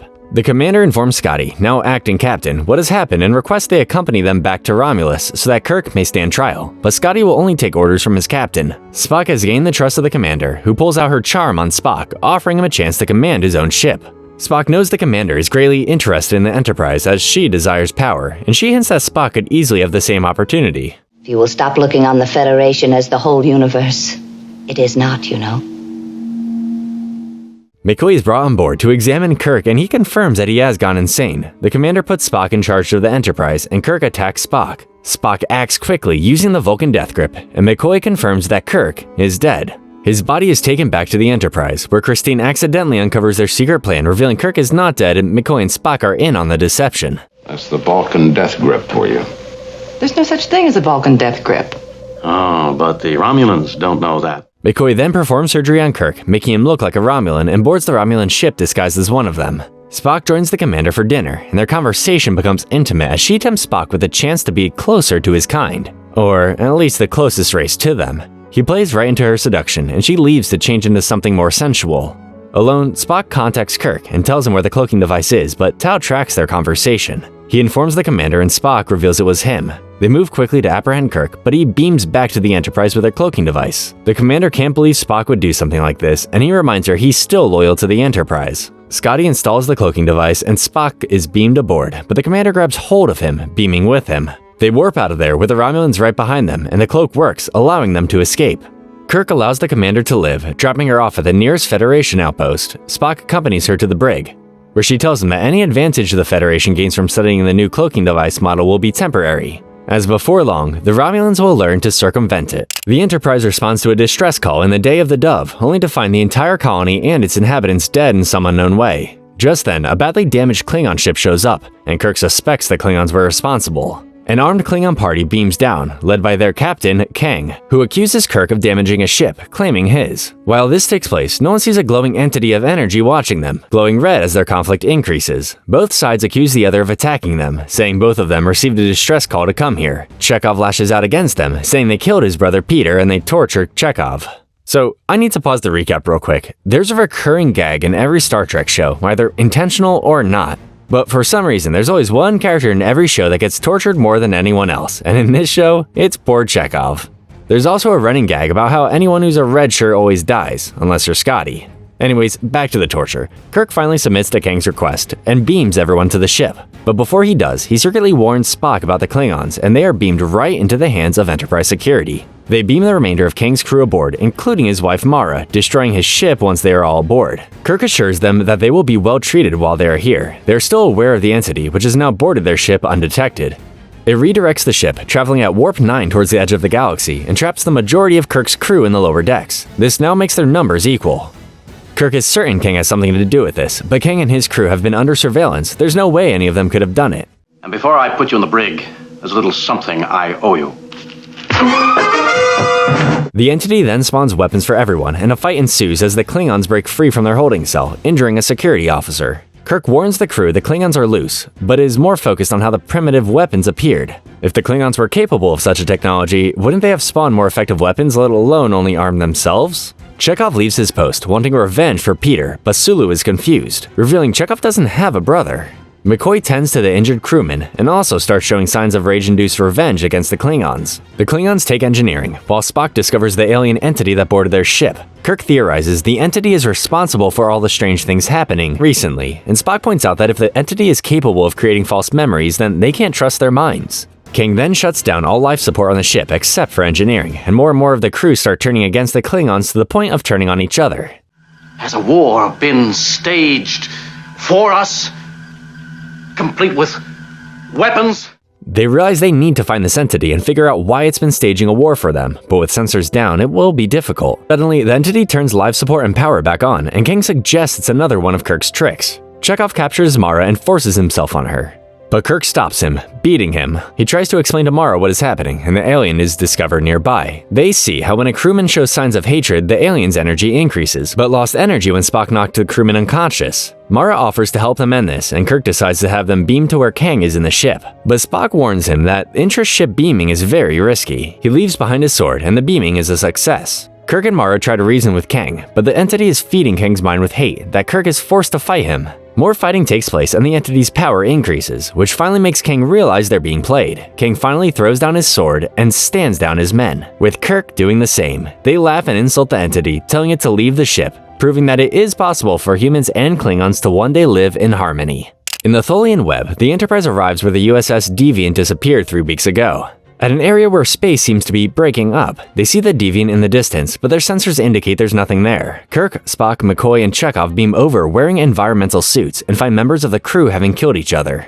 After finding more bodies in sickbay, some of them tied down, McCoy sees one of the bodies slowly begin to fade away. They realize the entire ship is doing the same thing and try to beam back to the Enterprise, but Spock can only beam back 3 of them at a time. Kirk stays behind and ends up disappearing along with the Deviant. Spock determines that this area of space is experiencing periods of interphase where 2 parallel dimensions merge, believing Kirk will appear eventually, allowing them to rescue him. However, there is the danger of themselves getting trapped just like the Deviant did. Suddenly, Chekhov becomes violent, like those on the Deviant were, and Spock knocks him unconscious. McCoy takes him to sickbay, putting him in restraints. A Tholian vessel operated by Commander Loskeen approaches them, demanding they leave, but Spock reasons with Loskeen to give them 1 hour until Kirk shows up again. However, when Scotty tries to beam him aboard at the moment Spock calculated he would appear, Kirk is nowhere to be found. Spock realizes that this happened because the Tholians had disturbed the space. The Tholian ship begins firing upon them, but they manage to neutralize it not before the Tholian ship badly damages the Enterprise, causing it to drift in space. Another Tholian ship appears, and the 2 ships begin creating an energy web to cage the Enterprise.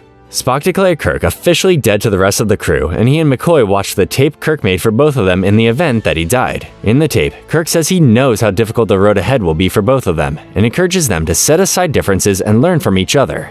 It's the last thing they wanted to hear, but the thing both of them needed to hear. It does hurt, doesn't it?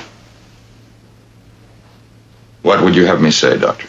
Later, Uhura is in her quarters when she sees Kirk appear for only a few seconds. She tells McCoy, but he thinks she's showing the first signs of becoming violent like Chekhov and several other crew members by now. Scotty then sees Kirk too, who then appears to Spock and McCoy on the bridge, proving that he's still alive. McCoy figures out a cure for the violent outbursts, and Spock figures out when exactly Kirk will appear again. As the Tholians get close to completing the cage, Spock moves the Enterprise through a spatial rift, taking them out of the cage before it closes. They beam Kirk onto the Enterprise with seconds remaining in his oxygen tank. Kirk recovers from his experience and commends Spock and McCoy for being able to work together without him. Moving on to the 6 films that took place within this time period of Star Trek. However, we're only going to be covering 4 of them, and I'll explain why in just a second. After Season 2 ended, the show was given a new airing time and placed under the direction of someone who wanted to gear the show more for kids. Considering how I only recapped 3 of the 24 episodes from Season 3, you can guess how well that turned out. The show was cancelled, which saddened the cast and crew as well as all the beloved fans it created. There would eventually be an animated series airing in 1973 with the same cast reprising their roles, but it wouldn't turn into anything memorable. Gene continued to try for years to resurrect Star Trek, even trying to make a sequel live-action show called Star Trek Phase 2, but it never got off the air as the sci-fi genre was slowly starting to die. That all changed when a certain sci-fi film came out in 1977, and you might have heard of it. Star Wars. That shattered box office records and made executives revisit their plans for a Star Trek show. Only this time, they wanted to make a movie.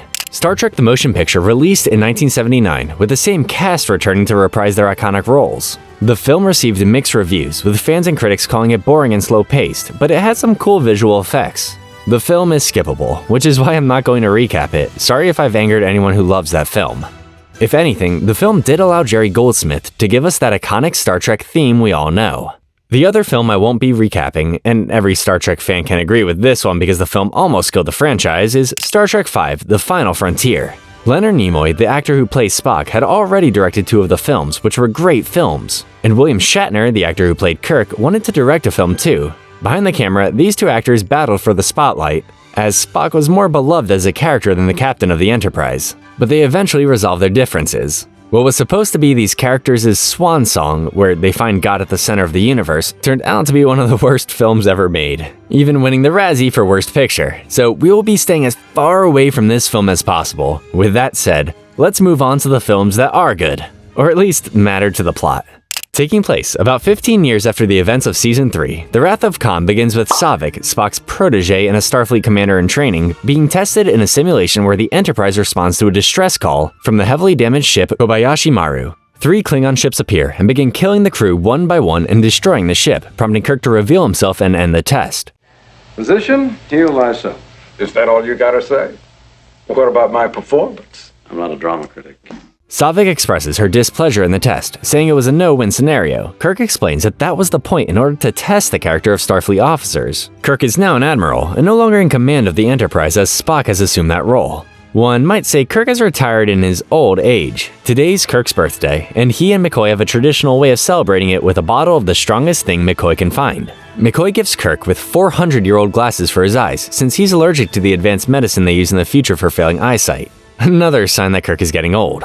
McCoy sees his friend treating his birthday like a funeral and urges him to not spend the rest of his career behind a desk to get back out there in space somehow. Meanwhile, the starship, Reliant, commanded by Captain Clark Terrell and Chekhov, now at First Officer, arrive at a planet they believe to be lifeless planet Ceti Alpha 6. They are working with doctors Carol Marcus, who Kirk used to be intimate with long ago, and her son David, as they try to find lifeless planets to test their new project, Project Genesis, which will give them the ability to transform lifeless planets to be more suitable for humanoid life using subatomic transformation. Terrell and Chekhov beam down to the planet so they can transplant an energy flux they found on the planet, assuming it's a microbe or something. However, they find evidence of someone living here, and Chekhov realizes who it is when he sees something next to a Moby Dick book saying SS Botany Bay. Uh-oh, Chekhov panics and tells Terrell they need to leave. But they're too late as our superhuman friend shows up to greet them. Khan reveals himself, recognizing Chekhov, which is a bit of a plot hole since Chekhov wasn't on the Enterprise when they first encountered Khan back in the episode Space Seed. He reveals that this is not Ceti Alpha 6, but Ceti Alpha 5, a planet that was once overflowing with life when Kirk left them there. However, 6 months after Kirk marooned them here, Ceti Alpha 6 exploded, shifting the orbit of the planet and redesigning it into a desert wasteland. Khan expresses great hatred and anger towards Kirk for marooning them on this barren, uninhabitable planet and never bothering to check on how they were doing like he promised he would. Realizing they never expected to find him here, Khan demands to know why they are here. They refuse to answer, so Khan has 2 eel larvae crawl through their ears and enter their brain, making them susceptible to anything, and right now, all he wants to know is where Kirk is.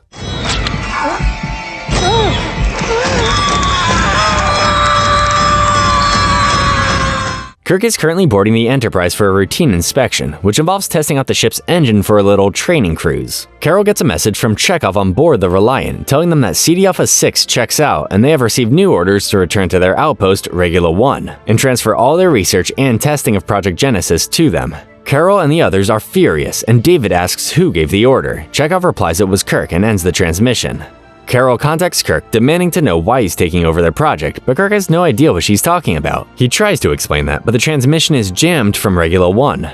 Kirk informs Starfleet about what happened, and since they are the only ship in the quadrant, they've been ordered to investigate, despite having a crew consisting of cadets in training. Since Kirk is the highest-ranking officer on board, Spock willingly gives command of the Enterprise to him, adding the same thing McCoy told him, that he should be commanding a starship, always and forever. Khan's first officer, Joachim, informs Khan that they are behind him, but there is no need for revenge because they are now free to do whatever they want. Khan still vows to avenge Kirk, but he tasks him to take his revenge on him. On the way to Regula 1, the Enterprise is intercepted by the Reliant. Khan pretends the ship is still one of theirs, getting closer and closer to the Enterprise. Khan fires on the Enterprise before they can get their shields up and damages the engines and their warp drive. Khan fires again, heavily damaging the ship even more. He then wishes to discuss Kirk's term of surrender, revealing himself to a surprised Kirk. Khan says he's here for revenge, but wanted Kirk to know who it was that beat him. Kirk offers himself up as long as Khan spares his crew. Khan accepts his proposal if he also gives him all the data and research they have on the Genesis project. See, the Genesis project has the ability to create life, but it also has the ability to take life if used on a planet or something that already has life. He gives Kirk 60 seconds to transmit the data, but Kirk has other plans. Reliant is a Federation vessel, therefore it has something called a prefix code that prevents an enemy from commandeering it. Kirk uses this to trick Khan, transmitting the prefix code instead, lowering the Reliant shields. Kirk fires upon the Reliant, damaging the warp drive and photon control, forcing them to withdraw. Fire! We can't fire, sir! Why can't you? They've damaged the photon control! The Enterprise finally reaches Regula 1, but Uhura can't contact anyone on the station. With sensors still down, Kirk, McCoy, and Saavik beam to look for survivors and find out what happened. They find everyone dead, but no sign of Carol or David. Saavik finds Chekhov and Terrell inside a locked crate, and they tell Kirk all that's happened to them. He adds that they were able to escape Khan's control. They discover that someone was transported down to the surface of the lifeless planet and beamed down to their location. But before beaming down, Spock gives Kirk a damage report, saying it will take them 2 days before they can get the ship working again. Unaware that Khan is listening to their conversation, Kirk tells Spock to take the ship and leave them there while they repair the ship. They arrive in an underground bunker and find the Genesis torpedo. Suddenly, David and another scientist attack them, and Kirk realizes he just beat up his son. Kirk and Carol reunite, and Carol knows Kirk didn't want to steal Genesis. However, Khan orders Terrell and Chekhov to kill them all, but Terrell fights back against the eel and kills himself. Chekhov goes unconscious as the eel painfully leaves his body and Kirk kills it. Unable to kill Kirk, Khan lashes out and beams up the Genesis torpedo and all the research and data. He then leaves Kirk marooned on the planet just like Kirk left him. 2 hours pass as they plan their survival, and David takes McCoy and Saavik to the Genesis cave, giving Kirk and Carol time to catch up. He tells her how much he feels old, and Carol invites him to see something that will make him feel young again. Kirk sees the Genesis cave, an underground paradise that was once nothing but old, lifeless rock, transformed into something new and young again by the Genesis Matrix. As they sit and eat, Saavik asks Kirk how he beat the Kobayashi Maru, and he reveals he's the only cadet to ever beat it, by cheating, arguing there's no such thing as a no-win scenario. Saavik points out that Kirk has never had to face death. Kirk then contacts Spock after 2 hours pass, and Spock informs him that they are right on schedule in restoring power to the ship. Kirk and Spock were speaking in code, where 2 days would mean 2 hours. I exaggerated. Hours instead of days. Now we have minutes instead of hours. Spock informs Kirk that the Reliant can still outrun them, so their best chance is to fight Khan in the nearby nebula where both their sensors will be scrambled and shield will be useless. They prepare for battle, with the Reliant right behind them. Khan's first officer, Joachim, advises against entering the nebula, until Kirk, revealing he's on board, goads Khan to chase after them. They enter the nebula and lose all contact with each other, playing cat and mouse around the nebula, looking and listening for each other. Reliant suddenly appears right in front of them, prompting up-close fighting. Luckily, they manage to strike Reliant's bridge and kill most of Khan's crew, including Joachim. Khan promises to avenge him. Chekhov, fully recovered, takes his usual place at Tactical, and he stands by photon torpedoes. They come around the Reliant and heavily damage it, killing everyone except Khan, who's badly hurt. Uhura offers Khan a chance to surrender, but Khan instead activates the Genesis device. If he dies, so does Kirk. Still unable to get to warp, Spock leaves his post and attempts to enter the heavily irradiated engine room. McCoy stops him and Spock pretends to agree with him, when he Vulcan nerve pinches him, saying, "Remember." Spock enters the engine room, sacrificing his life to save the Enterprise. Engines are stored and they escape out of there as the Genesis torpedo creates a new living planet.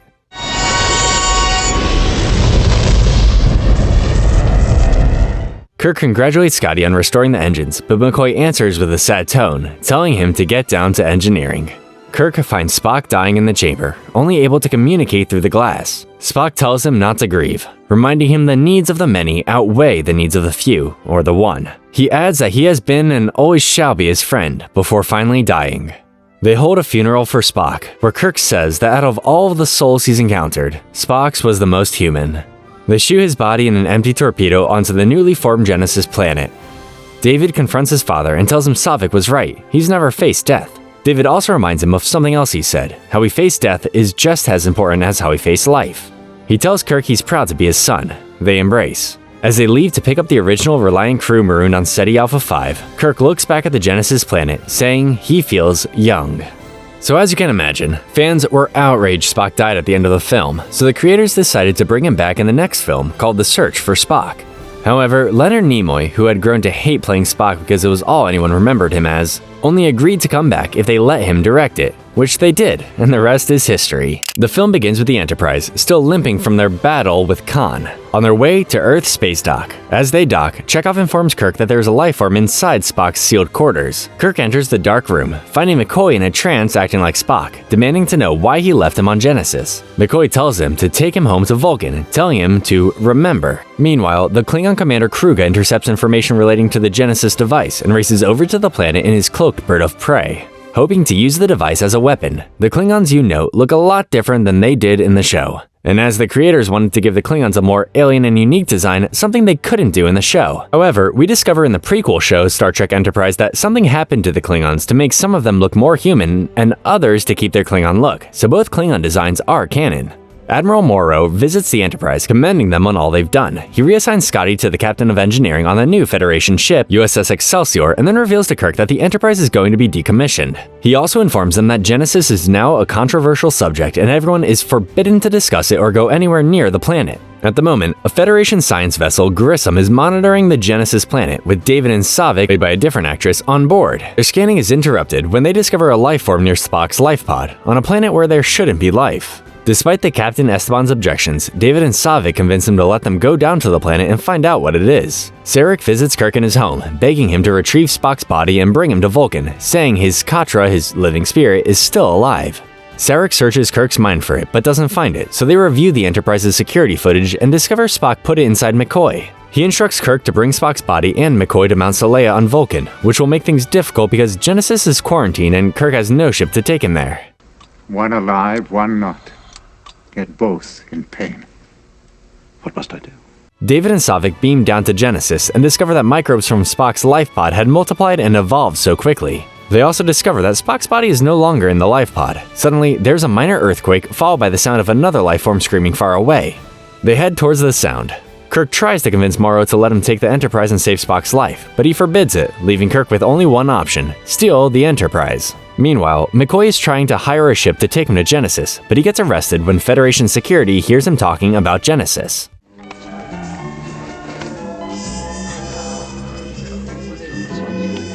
You're gonna get a nice long rest, Doctor. Kirk and Sulu rescue McCoy from his cell, where Kirk tells him what Spock did to him.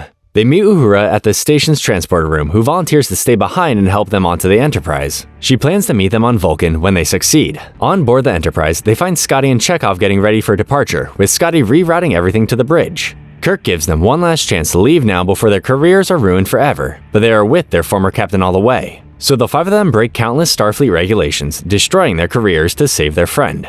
They make their way out of the station and go to warp, with a more advanced Excelsior right behind them, but Scotty made sure they wouldn't be followed by taking a few souvenirs from the ship's transwarp drive. Kirk, you do this, you'll never sit in the captain's chair again. Warp speed. David and Saavik find the second life form, which turns out to be a 6-year-old Vulcan boy. Based on what happened to the microbes, they theorize the Genesis effect has somehow regenerated Spock. Esteban tries to contact Starfleet on how to handle this when Kruga's ship appears, blowing up the science vessel. Kruga's first officer, Torg, informs him there are 2 more on the planet, and Kruga beams down with 2 other Klingons. Realizing the same fate will happen to them, David and Saavik keep moving, hoping someone comes to rescue them. However, Saavik begins to suspect something is wrong with this planet, and David reveals he had to use unstable matter to cut corners in their experimentation, adding the planet will destroy itself in a matter of hours. You changed the rules. If I hadn't, it might have been years or never. They take shelter for the night, where another earthquake happens and Spock continues to age. Saavik realizes Spock's life is tied to the fate of the planet. Spock is undergoing his first pon farr, so Saavik assists in helping him get through it. Kruga finds David, Saavik, and Spock and demands to know everything about the Genesis project. Despite Saavik telling him it's a failure, he refuses to believe her. Torg informs Kruga that the Enterprise has arrived and is beamed back to his cloaked ship. Kirk and Sulu see the cloaking distortion and fire upon the bird of prey before it can. However, their shields won't come on and Kruga disables the Enterprise, with no chance of restoring power ever. Kruga sees through Kirk's bluff to surrender, informing him he knows about Genesis, and threatens to kill the 3 prisoners he has on the surface, regardless of this being an act of war. Saavik informs Kirk that David is alive and so is Spock. and Kruga has his men randomly choose who to kill. He chooses Saavik, but David attacks him, getting himself killed in the process. Saavik has the unfortunate task of telling Kirk his son is dead. Overcome with grief, Kirk surrenders the Enterprise to Kruga, but not before avenging the death of his son. Klingon bastard, you've killed my son. He has McCoy and Sulu stand by in the transporter room, while he, Scotty, and Chekhov activate the auto-destruct sequence. They beam down to the surface, just as Kruga beams Torg and his entire crew aboard the Enterprise, and watch the fireworks. It's a bittersweet moment, as Kirk, McCoy, Scotty, Sulu, and Chekhov say goodbye to the ship they've called home for more than 20 years. Genesis begins to crumble all around them as they rush to locate Saavik and a rapidly aging Spock. In pain, Spock kills one of the Klingons, and Kirk kills the other, the one who killed David. He pays respect to his dead son. Kirk contacts Kruga, informing him of the situation and promising to give him Genesis if they beam all of them up. However, Kruga beams himself down, armed with a disruptor. He has his only other crew member, Malt, beam everyone up but Kirk and Spock. Kirk refuses to give in to Kruga's stubbornness, so they fight as the planet deteriorates all around them. Kirk defeats Kruga and orders Maltz to beam up he and Spock, just as the ground collapses from under them. They escape the planet just as it explodes and make their way to Vulcan, and Maltz is taken prisoner instead of being given an honorable death. Poor Maltz. On the way, McCoy tends to Spock and admits to his unconscious body that he's missed him and can't stand to lose him again. They land near Mount Seleia and escort Spock's body to the top, where Sarek and Talar, a Vulcan High Priestess, are waiting to restore Spock's Katra to his body through something called Faltor Pan, the refusion. Talar warns McCoy that if he chooses to do this, he may also die along with Spock. McCoy chooses to save his friend. The long and dangerous transfer begins. The transfusion is a success, and both McCoy and Spock are alright. However, Spock will still need time to heal. Sarek thanks Kirk for what he did, saying he sacrificed so much to save his son. Before leaving, Spock approaches the people who risked their lives and careers to save his life, slowly remembering who he was and that they are his friends. The final film in this 3-film arc is The Voyage Home. The film starts with an unknown probe engaging a Federation ship, the USS Saratoga, only sending out an indecipherable signal. The Saratoga continues to report back on his status, noting that it is heading for Earth. Back on Earth, the Klingon ambassador recounts what Kirk did to an innocent Klingon ship and frames Kirk as an enemy of the Klingon Empire, demanding his execution. Sarek enters, defending what Kirk did, arguing the Klingons attacked first, prompting a heated debate. The Federation president calms everyone down, saying Kirk and his crew will be charged for violating countless Starfleet regulations and stripped of his position. The Klingon ambassador isn't pleased, saying there will be no peace as long as Kirk lives. Back on Vulcan, Kirk and the others unanimously agree to return to Earth and face trial for their crimes using the Klingon ship they commandeered, which they've renamed HMS Bounty. Very poetic. Meanwhile, Spock continues to retrain his mind, answering complex questions at rapid speed, but struggling to answer one simple question. How do you feel? Spock's mother enters, telling him the computer knows he is half human, and he will need to learn how to use both, arguing if his friends hadn't, he wouldn't be alive again. Humans make illogical decisions. They do indeed.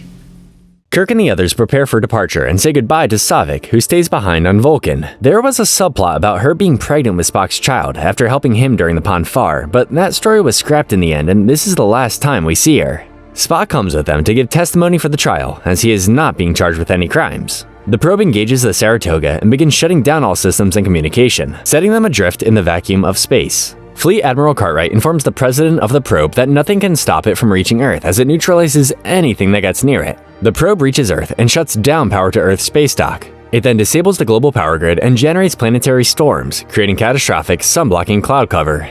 Starfleet has made attempts to contact the probe, but they haven't been able to decode the signal it keeps sending out. Sarek urges the president to send planetary distress signals, warning everyone to stay away from Earth. Kirk receives the distress signal, and they try to decipher the probe's transmission, which is unlike anything anyone has heard before.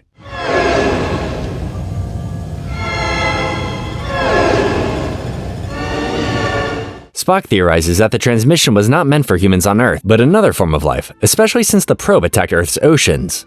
Uhura modifies the transmission to sound like it wound underwater, and what follows are whale songs, specifically a humpback whale. Whales have been extinct long before man evolved, and have been extinct since the 21st century. Perhaps the probe has come here wondering why they lost contact with the whales. Remember how I said time travel would come in handy eventually? Well, We gotta find some humpbacks. Humpbacked people? Whales, Mr. Scott, whales. Kirk somehow gets a message to Starfleet informing them of their plan, right as the base begins to fall apart. They attempt time warp by slingshotting around the sun at warp 10 using Spock's calculations and arrive sometime in the 1980s. They engage the cloaking device and hear whale songs coming from San Francisco, but they have a problem. Scotty informs Kirk that the time warp drained their dilithium batteries, giving them 24 hours to find something similar before the cloak gives out, let alone destroy their chances of getting back home. Spock knows they could find something similar using nuclear power stored in naval vessels. They land in Golden Gate Park and break off into 3 groups. Uhura and Chekhov look for the nuclear power. McCoy, Scotty, and Sulu work on constructing the cargo bay into a whale tank, while Kirk and Spock look for their humpback whales. What follows is your typical fish-out-of-water comedy. Kirk and Spock acquire some money by selling the glasses McCoy gave him for his birthday to an antique shop. He splits the money 3 ways, and they split off. Kirk discovers 2 humpback whales being protected at the Cetacean Institute and takes a bus there. Along the way, they face their greatest enemy yet, Exact Change, and 80s heavy metal punks. They arrive and join a tour group led by Dr. Gillian Taylor and meet the 2 humpback whales, George and Gracie. Male and female, couldn't be any more perfect.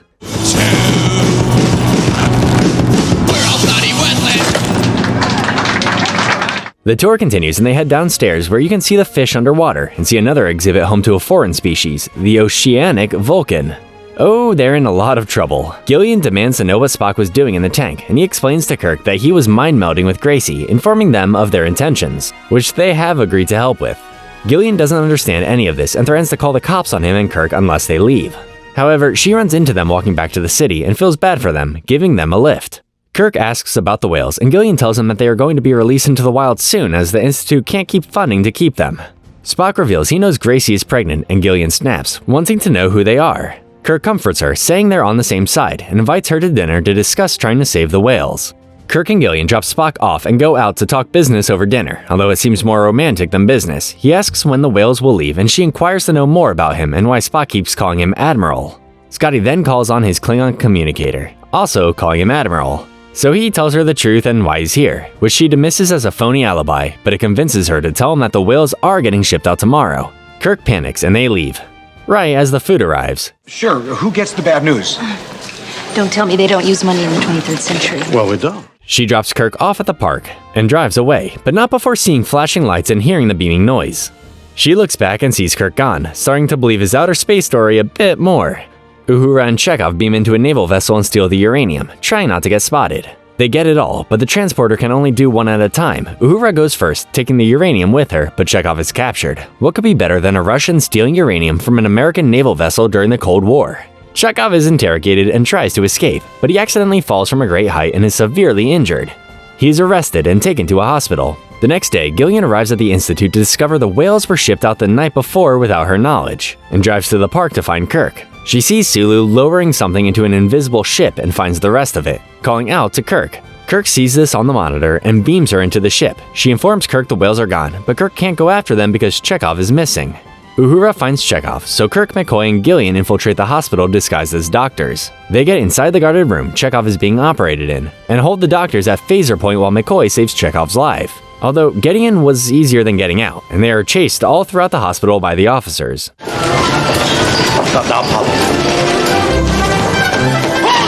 They are beamed back to the ship, and Kirk asks Gillian what the radio frequency is to track the whales. She gives it to him and is beamed aboard, but Gillian leaps into his arms, getting beamed up too. Kirk lets her stay, knowing they need her whale expertise, and they take off to look for the whales in Alaska. They find them, but a whaling ship is right upon them. They rescue them from the whalers, and the whalers have one hell of a fish monster story. Scotty manages to beam the whales and the water on board, and they plot their course back to their time. However, because their weight is different going forward in time, Spock has to use his human side and guess the calculations to get back. Welcome back, Spock. They manage to get back to the exact moment in time that they left, appearing right in front of the probe. The probe shuts down all controls and power, and they make a crash landing in the Pacific Ocean, narrowly missing the Golden Gate Bridge. They escape out the front hatch, and Kirk rescues a trapped Scotty and Gillian below deck. He then dives underwater and opens the cargo doors, freeing the trapped whales. The whales communicate with the probe, convincing it to leave and restore power and put the planet back the way it was. The trial finally takes place, and Spock stands with his shipmates. Despite not being on trial, Kirk and everyone pleads guilty for their crimes, but in light of what they just did to save Starfleet and the planet, all charges are dropped except one, which demotes Kirk from Admiral to Captain, giving him the command of a starship. Kirk and Gillian say farewell as Gillian is assigned to a science vessel and she kisses him goodbye. Sarek reveals to Spock that he was against him enlisting in Starfleet, but has changed his mind after seeing all that he's accomplished. Spock tells Sarek to tell his mother that he feels fine. Kirk and the others are taken to their new ship, and it is revealed to be the Enterprise. My friends, we've come home. The USS Enterprise NCC 1701A. The final Star Trek film for these characters, The Undiscovered Country, starts out with a bang, more specifically the Klingon moon Praxis exploding. Sulu, now captain of the Excelsior, encounters the shockwave and contacts the Klingon Empire wondering what just happened. Praxis is their key energy production facility, which exploded due to a mining accident. Brigadier Kurla contacts them, downplaying the scare, calling it nothing more than an incident. Regardless, Sulu informs Starfleet. 2 months later, Kirk and the others, who are scheduled to be decommissioned in 3 months, attend a briefing regarding what just happened, where the CNC informs them that the Klingon Empire will fall apart in 50 years or less. Spock takes the stand, informing them that due to the Klingons' enormous military budget, they do not have the funding and resources to resolve this catastrophe. A month ago, Spock had open talks with Gorkon. The Chancellor of the Klingon High Council hopes to join forces and resolve this matter peacefully, as well as end this war between them and the Federation. Cartwright protests, saying the only way to negotiate peace with the Klingons is to bring them to their knees first, otherwise it's curtains. Kirk sides with Cartwright, adding the Klingons have never been trustworthy. Spock argues if they don't act now while tensions are low, then war with the Klingons will continue, resulting in their extinction. Spock then reveals that he volunteered Kirk and the Enterprise to rendezvous with the Chancellor and escort him to Earth. Kirk is outraged Spock would volunteer them to be friends with the Klingons, especially after they killed his son. Don't believe them. Don't trust them. They are dying. Let them die. Do you remember what I said about the Klingons being a metaphor for the Soviet Union? Well, the premise of this film came when Nimoy asked what if the wall came down in Star Trek. Hence why the explosion of Praxis sounds so similar to the Chernobyl accident. They prepare to rendezvous with the Klingons, and we are introduced to Sulu's replacement on the Enterprise, Lieutenant Valeris, whom Spock sponsored for the Academy, displaying her eagerness to be in command. Alone in his quarters, Kirk states in his captain's log their mission, adding how much he distrusts the Klingons and that he's never forgiven them for the death of David.